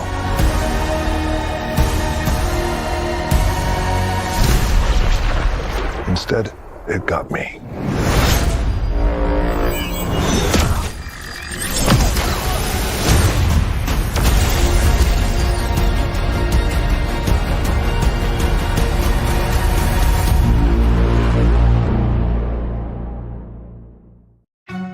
I'm an idiot.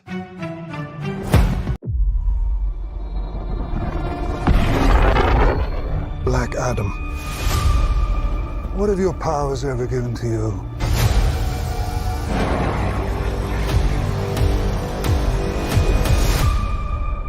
Nothing but heartache. I was a slave until I died. Then I was reborn a god. My son sacrificed his life to save me.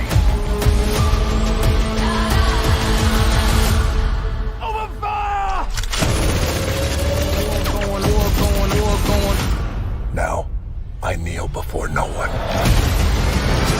Going on outside when you ain't safe from.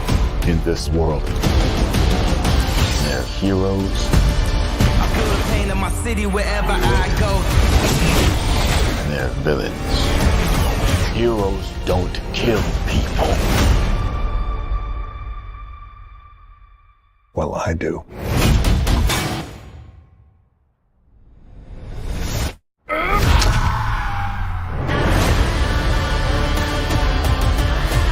My vision has shown me the future. You have two choices. You can be the destroyer of this world, or you can be its savior.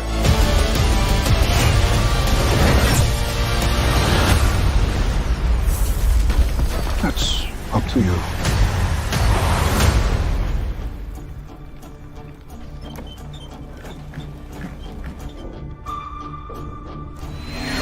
Behind you! Did he just catch a rocket? He got a rocket.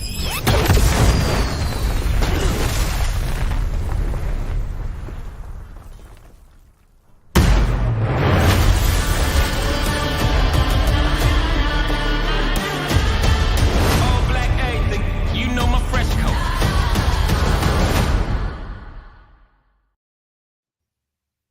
Okay, great trailers. Great visuals. Must say that I don't know a lot about the Justice Society of America, but they look great. Love Dr. Fate, like Cyber already said. Pierce Brosnan, great job casting him, in that role in this film. I think he really ties things together for the film in a way, almost, at least from the outset. William, now that we dropped the trailers into play here, what'd you take out of them that then adds to, I guess, maybe your thoughts or your expectations of what Black Adam could end up being for this whole, for DC films right now? It could be something different. It could be something than what we're not used to seeing, because a lot of people say he's a bad guy. To me, my opinion, he's more of an anti-hero than a bad guy. He'll team up with you like he did in Injustice if it meets his own goals. But make no mistakes about it. If you get in his way, he's gonna kill you. He's a terrific character to me. His power set is just based off some of the most powerful Egyptian gods. Just amazing. And he can go toe to toe with Superman with no problem. I think the film itself can be really good for the DC cinematic universe. In regards to just being different, bringing some different characters. You saw Atom Smasher in there. You saw Hawkman's first appearance, Dr. Fate's first appearance. So it can bring a lot of people back to the DC Cinematic Universe. And hopefully they stick around after to see what's next. Isis, Sabek, Cyclone, Dr. Fate, Hawkman, who looked great. He looks awesome in the trailers whenever they show I up. know a lot of people got issues with Hawkman, but my thing is Hawkman's also Egyptian. So get off this whole black-white crap that I saw on Facebook about 2 months ago. The guy who plays him is the same dude that played on Leverage. He's a terrific actor, and he's gonna do this. He's gonna do this character justice. Who gives a shit if Hawkman is black or white? Exactly. That's my point. Well, either way, Cyber. Same question to you. What if anything, to visualize, checking out the trailers and seeing those visuals and whatnot? What does that, I guess, bring to your opinions or your thoughts or your expectations of the film itself and how well it will play out? I mean, the trailers definitely made me more want to see it. It definitely enticed me more, and it gave me better expectations what to expect from what we were given in the film. It looks like we'll have a little bit of comedy. It looks like we'll have lots of action. And I mean, just from those images of The Rock, as Black Adam, how big he got for the role. Huge. He is huge. He's like his size when he wrestled. So I mean, you could definitely tell he put a lot of work into to get that physique for this role. So that's another thing to look for in this seeing his performances, all that work you put into looking like the character. So yeah, I mean, visually it's very appealing. It looks really awesome. I mean, we had those great images like William was saying. We saw Hawkman, we saw Adam, we saw Dr. Fate, Cyclone and stuff like that. We got a brief little glimpse of Cyclone. But overall, it just looks like it's going to be a pretty decently done film. It looks like Aquaman level, Shazam level, Snyder Cut level. I think it's going to be a pretty good addition to the DCU. And shout out to the Justice Society real quick. This is kind of like their coming out party, so shout out to the Justice Society. And that's well said, William. And I appreciate you mentioning that. But do you guys feel like with Dwayne Johnson, with The Rock, and the way he is as an actor to begin with, and the type of comedic chops he already brings to the table, that it's almost like a necessity with him, if you're going to have him in the film anyway, to add some humor to Black Adam no matter what, just because it is Dwayne Johnson? So that makes sense. Well, seeing an interview I saw with Kevin Hart, that's kind of like what he does anyway. He comes in, he's still following script, but he's also having fun with what he does. And that's another reason why I appreciate him in this role, because he's going to have, he's going to have fun with it. He's going to do a terrific job, but he's also going to have fun with the character, give it a little bit of emotion versus I'm just going to read my lines like this and that's all it's going to be. I am Black Adam Shazam. No, he's not going to do any of that. He's going to bring some emotion to it, some reality to it. And that's what I like about it. And he fits this character perfect in terms of look. He fits it perfect.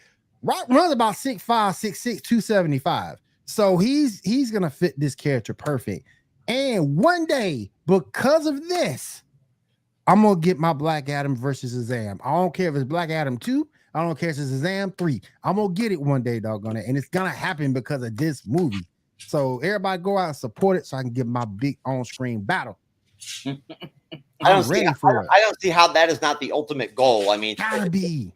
From the research I put in yesterday and today, in terms of learning about the entire vast backstories of Shazam and Black Adam and whatnot, I now understand the connections between them. At that point, it's almost fate that they're gonna cross paths. And there's gonna be a conflict. Cyber. I know this is tough. But I know this isn't Marvel. But you tell me.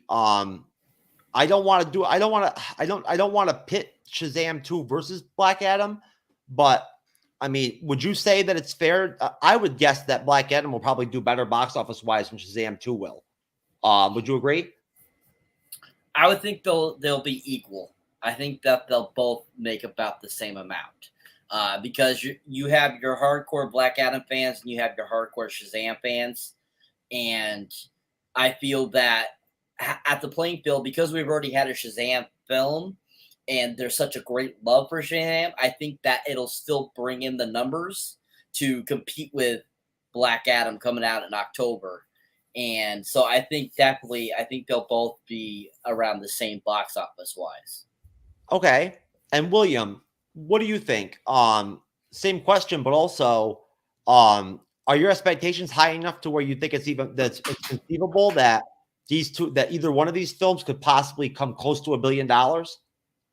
Black Adam might, because when you look at Dwayne Johnson's value as an actor, he'll definitely bring some heads to the table for sure. And then when you look at Black Adam himself, this is his really big debut onto the screen. Yeah, you seen him in comics. Yeah, you seen him in video games. About to be in multiverses, but this is his first debut. And like I said, The Rock's gonna bring his drawing power to it. So yeah, I think Black Adam could do it just because of Dwayne Johnson being in it. I think he could really do it. I think that's a good point to make. I think that The Rock really definitely does deliver. You know, he certainly is popular. If anybody's capable of you know, having that kind of effect on a film and elevating it like that, it probably would be him. You know, I guess, you know, as far as I really have enjoyed the trailers for Black Adam. I love the ensemble cast. I really do. I enjoyed that. I enjoyed the secondary characters in that Black Adam trailers. I do Shazam too. I won't lie. Although I do like Shazam too, and I like Shazam as a character. Now it's just different. It's so different between those two. You know, it's so different, but it's a good different. Let me ask you guys a question here, Cyber. Aquaman 2, okay. Now, we already, you know, talked about the news with, you know, I guess the Aquaman 2's now been delayed as well, which, if you think about it, in a way, sort of makes sense and kind of ties into what CEO of Warner Brothers Discovery has already kind of said publicly, which is that basically they're not going to be putting out anything that is subpar or like, okay, we think that we can build a long-term, much stronger, sustainable growth business out of DC. And as a part of that, we're going to focus on quality. We're not going to release any film before it's ready. We're not going to release a film to make a quarter. The focus is going to be, how do we make these films in general as good as possible? But DC is something we think that we can make better, and we're focusing on it now. Well, bouncing right off that statement, that was from less than a week and a half ago. You tell me, doesn't it make sense at that point that maybe there was just something with Aquaman 2 where maybe it needed more time? You know, is that a possibility? You know, what do you think, Cyber? I mean, and then, you know, we think we all agreed that we liked Aquaman. You saw it 3 times in the theater. Do you think that Aquaman 2 can possibly be better than Aquaman? It can be. I mean, sometimes the sequel does, you know, do better than the original. I mean, Terminator 2 is a perfect example. And you know, at the same time, there's been a few other sequels that I feel are a little superior than the first. But with this, I honestly think it got pushed because they were still filming scenes for the film, because if you didn't notice a couple weeks ago, Jason Momoa was taking pictures with Ben Affleck, and they said that he was filming more scenes for the film. So I think that that's the reason why it got pushed back again, because they need to re-edit, re-put those all back in and finish with the CGI, because that's what James Wan was saying, that the original date that they're supposed to come out with it, they had to push it back because they still needed time on the CGI work, because there's a lot of CGI they have to do for this film. And that was like what the article I saw today was the same thing, you know, editing and stuff like that needs to be done. And so because they were just shooting some film, I think that is another reason, because they have to slice that into where it really needs to go, along with redoing all the little intricate things in the CGI world to make it look pristine. So I think that's one of the reasons I'm not 100% shocked, but at the same time I'm a little pissed that now I have to wait till, you know, December of next year now to get this film. But I think that, I definitely think that it could be better. It could be at same par as the first Aquaman. You never know. We'll see. Okay. My problem Go ahead, is William. my problem is are you really gonna care at that point? I mean, 2023 is still a ways away. And there's so much that's gonna happen between now and then, movie wise, between both DCEU and the MCU. So there's gonna so much happen movie wise. Is that gonna maybe fall under the rug? You know, by that point, are we gonna really have that same interest that we were in that movie? Because like I said, you got a lot coming out from the DCU, you got a lot coming from the MCU. Are you really gonna have that same investment in the movie because it got pushed back? I don't know. No, I mean, and I guess for me, I guess off the cuff, I'm trying to think of how this will impact overall DC films, these delays. I guess at the end of the day, it just means, like we already pointed out earlier, Mark, and I think William too, that at the end of the day, we're going to get less DC films, right? They're going to be more spread out, and we're going to get fewer of them, this year and next year. So that can't be good, right? I mean, that's not positive as far as I can tell. Or maybe unless you take it to kind of like Vince used to have, and I'll go back to a wrestling reference. Mark, if you're still listening, I'll take you to a wrestling reference. They spread out Brock Lesnar's appearances because of the fact if you brought him on TV every week, it wouldn't be as special.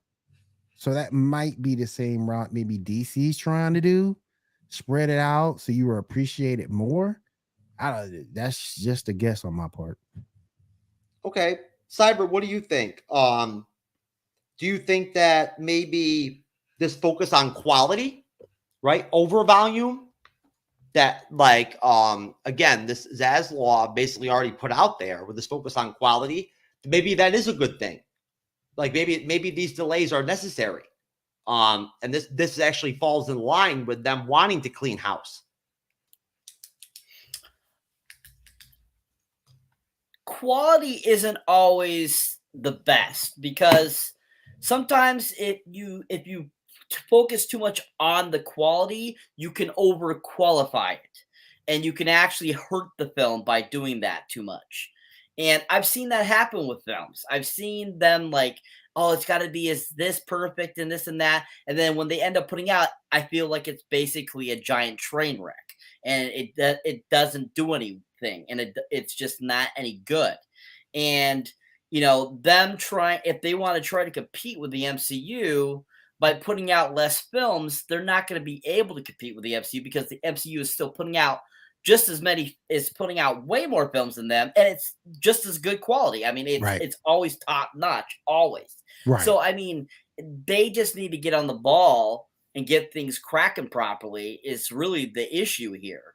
And just like we've said, throughout this whole podcast, is that there's too many cooks in the kitchen for Warner Brothers Discovery, and that is one of their biggest problems. And if they just happen to finally get somebody in there that can, be like a Kevin Feige and make, sense out of this, that is really their best idea that they can do, versus like publicly, trying to state that they're trying to do what Marvel is doing. They have to actually put it into work to actually work and help them out. And that's really the only way they're going to be able to get anything done. Yep. Okay. Now, going back to kind of close things out, the overarching conversation of sort of, as we've been kind of like ebbing and flowing and kind of on the side, and sometimes as the focus, this overarching conversation of, again, Warner Brothers Discovery merges in the last 2 weeks, 3 weeks. It's been publicly announced by the CEO, David Zaslav, some small details in terms of the direction they want to go in, that they do want to copy the MCU formula to some extent. They want a Kevin Feige type figure to head this film division. They want to build a team.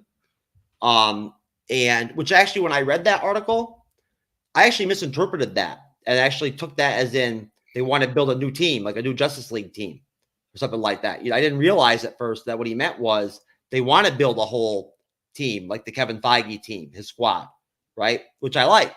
I think that's a great idea. Now, again, we've talked about the fact that there's a lot of different things going on right now with DC films and DC television. Things are a little bit off skew a little bit. They're not as connected. There is some differences, between what's going on in certain sectors of these productions and these universes. Now, I guess you tell me, Cyber, and then to you, William, how do I know I'm not looking for a silver bullet here, but what would you think the next steps would be to kind of try to bring back that connectivity, or give you some connectivity to this whole overall universe, even if they're going to have their own individual projects like Joker 2, they're going to have the Batman doing his own thing with the series on HBO Max and whatnot, and doing well with it, probably. I'm sure that Matt Reeves is going to do a great job with that series on HBO Max. In fact, I'm looking forward to it. I think that Colin Farrell's The Penguin being one of the main focuses of the series is going to be great. I really do. I think he was one of the big parts of the Batman that made it work for me. But you tell me, what do you think? I mean, do they need to scrap the whole current DCEU WB type, TV type series type deal and just kill it? I mean, and reset that too? No. Like I said before, they have to come up with a plan, put that plan to effect, and stick with it. That is it to a T. That is the only thing they can do to fix this whole Shazam of crap that they have produced. Too many cooks in the kitchen, too many people trying to put the control in their own hands. So find a one central person like Kevin Feige. Doesn't have to be exactly like Kevin Feige, just somebody that has that same smarts or same, idea, and take it actually and put it into place and actually pursue that and don't change it. Just like, what we mentioned earlier is that, Kevin Feige's left alone. He's able to do his thing. That's what they have to do here. Warner Brothers has to let go of the reins and allow somebody to actually produce this stuff for them so that they can do that. But see, the problem is with a brand new merger, such as Warner Brothers and Discovery, you're going to have a lot too many cooks in the kitchen trying to come up with these ideas. Hence, what this guy, I forget his name already, that you keep referring to in the article, he is kind of trying to get that started. But until we actually see progress, there's really not going to be anything to do. And these other projects that they're doing, Joker 2, the Batman 2, like that is not going to influence this at all. That's just other side stuff they're doing, like would be any other film that they're doing that's not related to the DCU. Sure. I mean, the Arrowverse is almost done. I mean, Flash is coming up on his last season. That's almost done. You can move Superman and Lois and Stargirl, HBO Max. Keep what you already have over there. Please don't kill Titans. Please don't kill Doom Patrol, particularly Doom Patrol. Don't kill that. But the Arrowverse is almost done, so you're gonna have that off your plate. So you can concentrate more on these movies. And just keep that continuity going. You can still do outside projects that are non-canon DCEU projects. You can still do those. But yeah, just keep the continuity going. Get one director in there, one vision, and keep it going. That's what they need to do. With the Arrowverse almost being gone, that's a lot of stress off your plate too. There's a lot of studio time you don't have to pay for anymore that you can invest somewhere else. You can actually have a little bit of flexibility now because the only thing we have to worry about is keeping everything on HBO Max. If you end up, because Stargirl's going over there, if you move Superman and Lois over there, then you'll be that much better off. CW's done, everything on HBO Max, and you can worry about your movies and go from there. So, Cyber, you tell me. I mean, just again, hypothetically, just your own individual thoughts on this. Taking into consideration these loose, sort of properties and like these almost, non-continuity projects they have going on, regardless of that, in terms of having that concise plan that's very clear and direct and like concrete, what which will obviously take time, right? It's not going to happen overnight. They're not going to do it in 2 weeks. I'm sure they haven't even really, really hammered it out yet at all. Although I'm sure they're probably already working on it to some extent too. At that point, do you think that basically, what do you see right now? If you were to look overall at what they have going on right now with DC television, with DC movies, with what we have to work with, that's actually in the continuity, right? At that point, not the Batman, not the Joker, and all that, the stuff that is in the continuity. What do you see as being like maybe integral or pieces that will be helpful right now to help them move forward with this reset and then restarting this, with this new plan and this new strategy when they have it finalized and they put it out there? Who do you feel like they can kind of build off of? We know we're going to get another Wonder Woman film, right? They have to I'm assuming they'll do a third one with that.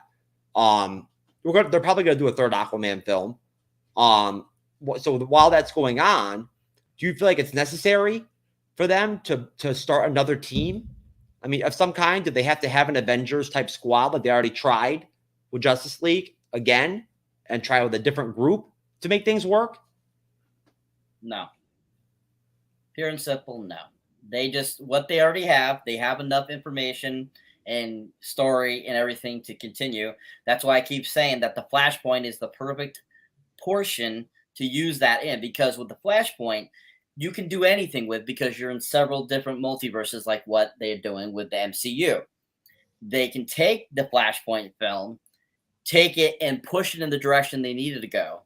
So just like what everyone was saying earlier, like to get rid of Ezra Miller, to have Grant Gustin come in right at the end and have it become that Flash now. Or, have him become Wally West, or, have Lyons Lyndale come in and be Wally West again. Or have the older gentleman that was in the Flash series that played, a different version of the Flash, have him come in. I mean, you have so many different possibilities. The Flashpoint is a perfect paradox because of the multiversal issues that it presents, that you can alter and change things. So they don't need to change anything that they've already have. They just need to take what they have already and move it forward to be continuous. And like I said, I think the Flashpoint is that perfect portion for that, because I feel that's kind of what they did with the MCU when they took, they were finished with the Infinity Saga and they decided, okay, we need to go in a different direction, but we want to keep some of these characters. We want to move them forward to have them become a part of this. What did they do? They started going to the multiverse for that options. Same thing, they could do that with DCU. Take Flashpoint, have that be their multiverse of madness to move that forward so that they can go and regain what they need to get that flowing correctly in the right direction. And you talked about bringing another team involved. That brings another element to it, because there's so many ways you can go with that. I mean, you can go, if you want to, Legion of Superheroes, that's in the future. If you want to bring fans, maybe real fans back in, Batman and the Outsiders. If you want to go old school and bring some of the older fans back, Justice Society of America, like you're seeing in Black Adam, there's a lot you can go. But in terms of keeping things going, I think you have to use your two existing shows you got left as far as live action goes. Stargirl, Superman, and Lois. I think you have to keep those going. Those are doing excellent right now. Flash is about to end. They're about to go into season 9 and then they're done. But Stargirl is doing well. Superman and Lois is doing well. Again, I hope they don't kill Titans. I hope they don't kill Doom Patrol. And then of course you got Justice doing well over there. Harley Quinn's doing okay. So they still got some good shows over there that can continue everything until they kick off this 10-year plan. All right. Well, last question then. And I'll go to you, William, then I'll go to Cyber. Can they still make the Justice League work, do you think? Can they bring that back and put that back together and make that work? Still, is it a viable option for them to go in that direction? Snyder or not? Can they actually try to put that back together and make that work and pull off Justice League 2 and have that be successful? Yeah, but you got to be able to put a team together that everybody's going to be invested in. And again, I said it when Mark was here, they were bringing John Jones in That would have been great for a lot of fans to see him. He's alien, super powerful. Would have been fantastic to have. You can do your different Flash. I don't know if you'll do to get Cyborg, but if you bring a different Cyborg in, it can work. But you just have to make sure you get people invested with the trailers, and then once you do that, go into a good main movie, a good story that keeps fans around. I think it can still be done. Cyber? Oh, it most definitely could still be done. With the introduction of Black Adam, Shazam into the mix, they can be added to refresh the Justice League and have them come a part of the Justice League at some point and make a sequel if they wanted to. I definitely foresee that kind of becoming the new Justice League anyways in the near future. Black Adam probably being the leader along with the majority of the other people. And I think that's kind of what they're gearing up for, because like we keep saying, at one point Shazam and Black Adam will probably fight. That will probably be the culmination of this new Justice League. Yes. And that battle will basically harden that new structure to bring this new Justice League together. So I definitely think that's what they're trying in their kind of eyes, what they're trying to aim for. And I think that Shazam and Black Adam both will be a part of this new Justice League, along with some of the others. Who knows if they'll decide to cut a few out and have just them two, along with a few of the others that we've already established. But at this point, you never know. They could make a huge Justice League. They could give us a Civil War version of Justice League, with all these characters. Yeah, so when you say Civil War, just do injustice. I mean, there's so many ways that DC has so many options to them in terms of characters they can bring to the big screen. A lot of them you've already seen on CW. I mean, if you do an Injustice storyline, if you do a live action Injustice storyline that's done right, oh my goodness, that thing would make tons of money. They did an animated Injustice that was just terrible, but if you do it correctly, oh man, that thing can make billions of dollars. And you want to talk about some characters in that movie? You still got your heavy hitters, you still got your Superman, you still got your Batman, you still got your Wonder Woman, but you also got your Hawkman. Mr. Terrific can come back. I don't know if you guys remember Mr. Terrific when he was in Arrow. Flash can make a comeback. There's so many ways that DC can make things work and make things happen, but they have to have the vision and foresight that make it right. They got the characters. They have all the characters that they need already. Just bring the right focus. That's all they need to do.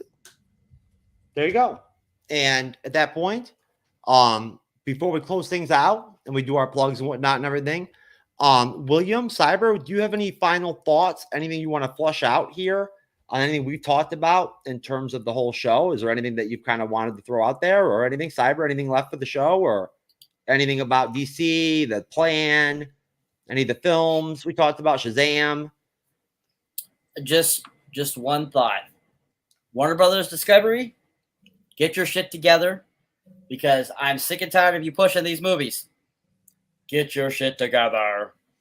I'm just upset that I'll say it, I'm gonna stand on my high horse because I love her to death. I was just upset Michelle Borth didn't get that recast in Mary Marvel. I don't know if they felt she was too old for the role. I don't know, but I loved her in Hawaii Five-0, and I was kind of hoping she would be recasted again. So we'll see.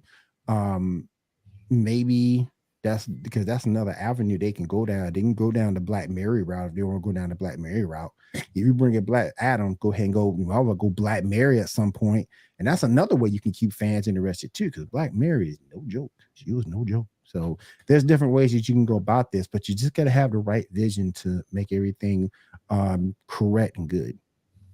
Sure, most definitely. I think that's a good point. And hey, like I think I think we're all pretty optimistic at the end of the day, right? Regardless of like maybe how big some of us are as DC fans, how some of us aren't. But I guess, folks, just to close out the live stream discussional show here on DC and the DCEU, I want to go ahead and really quick just say thank you, and let everybody out there know that we really appreciate all of you that support us here at the MCU's Bleeding Edge.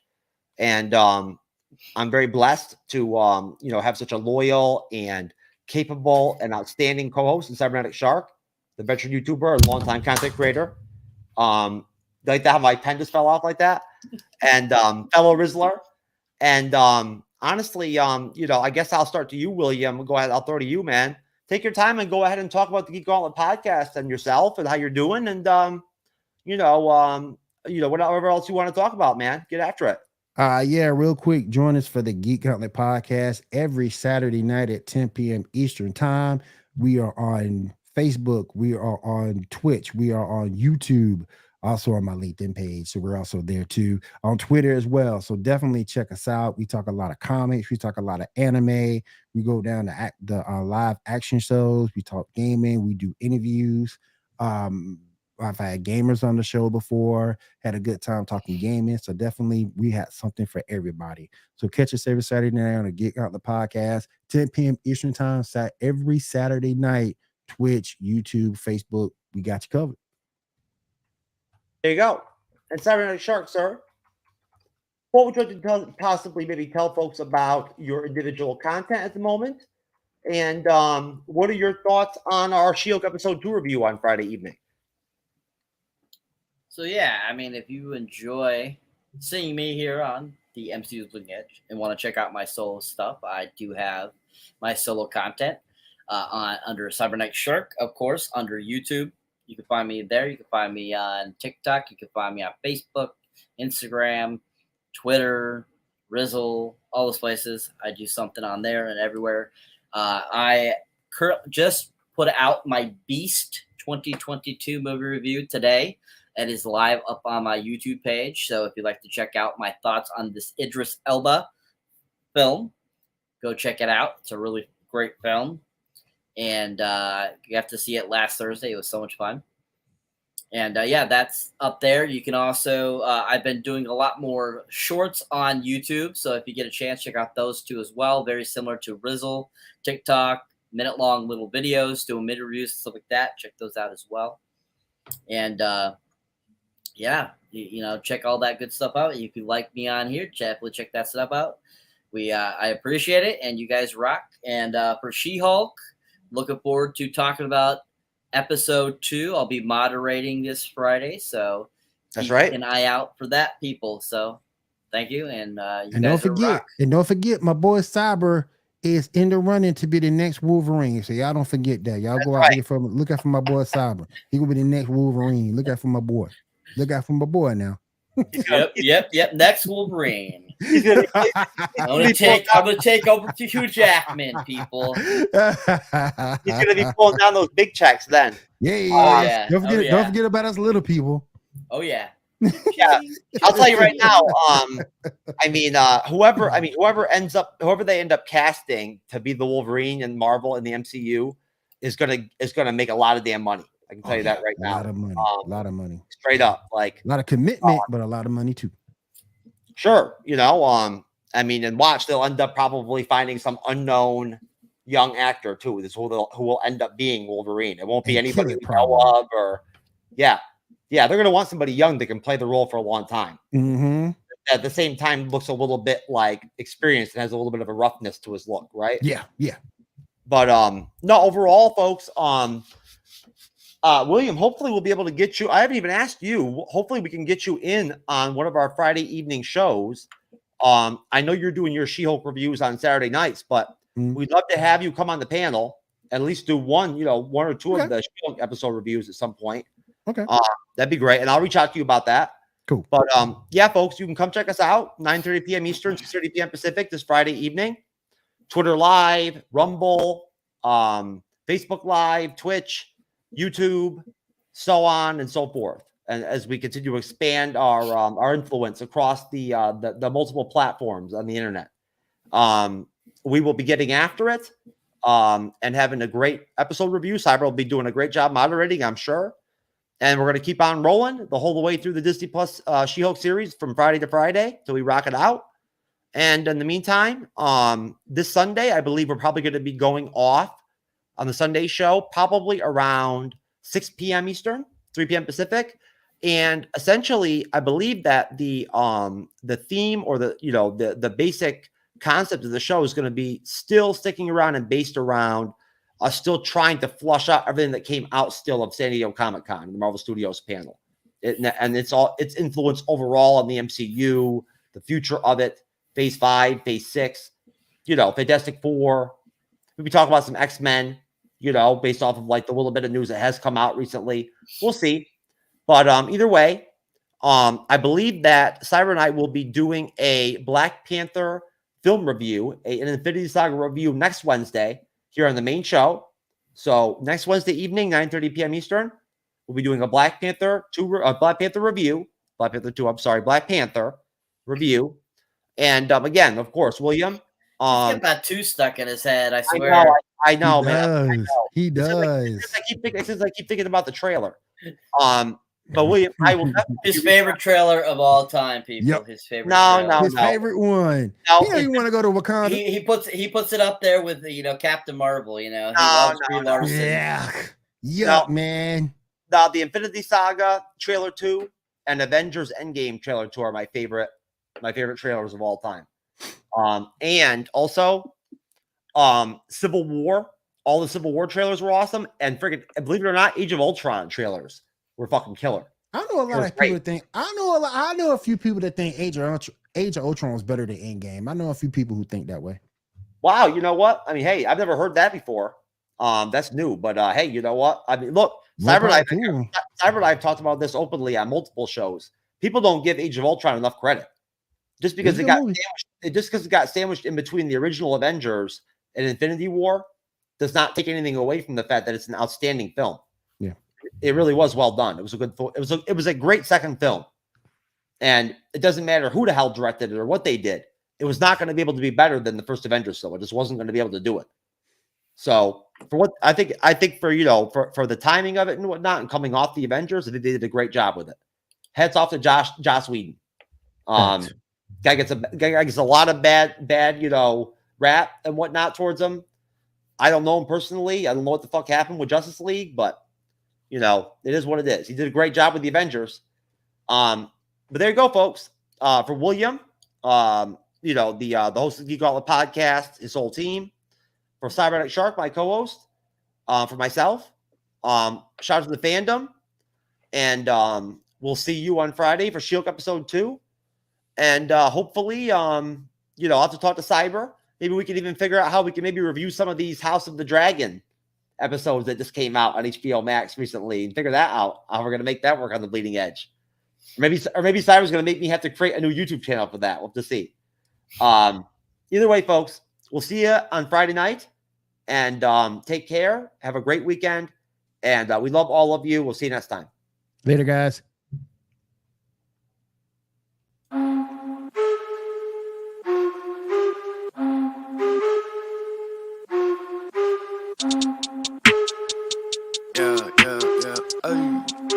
Hey.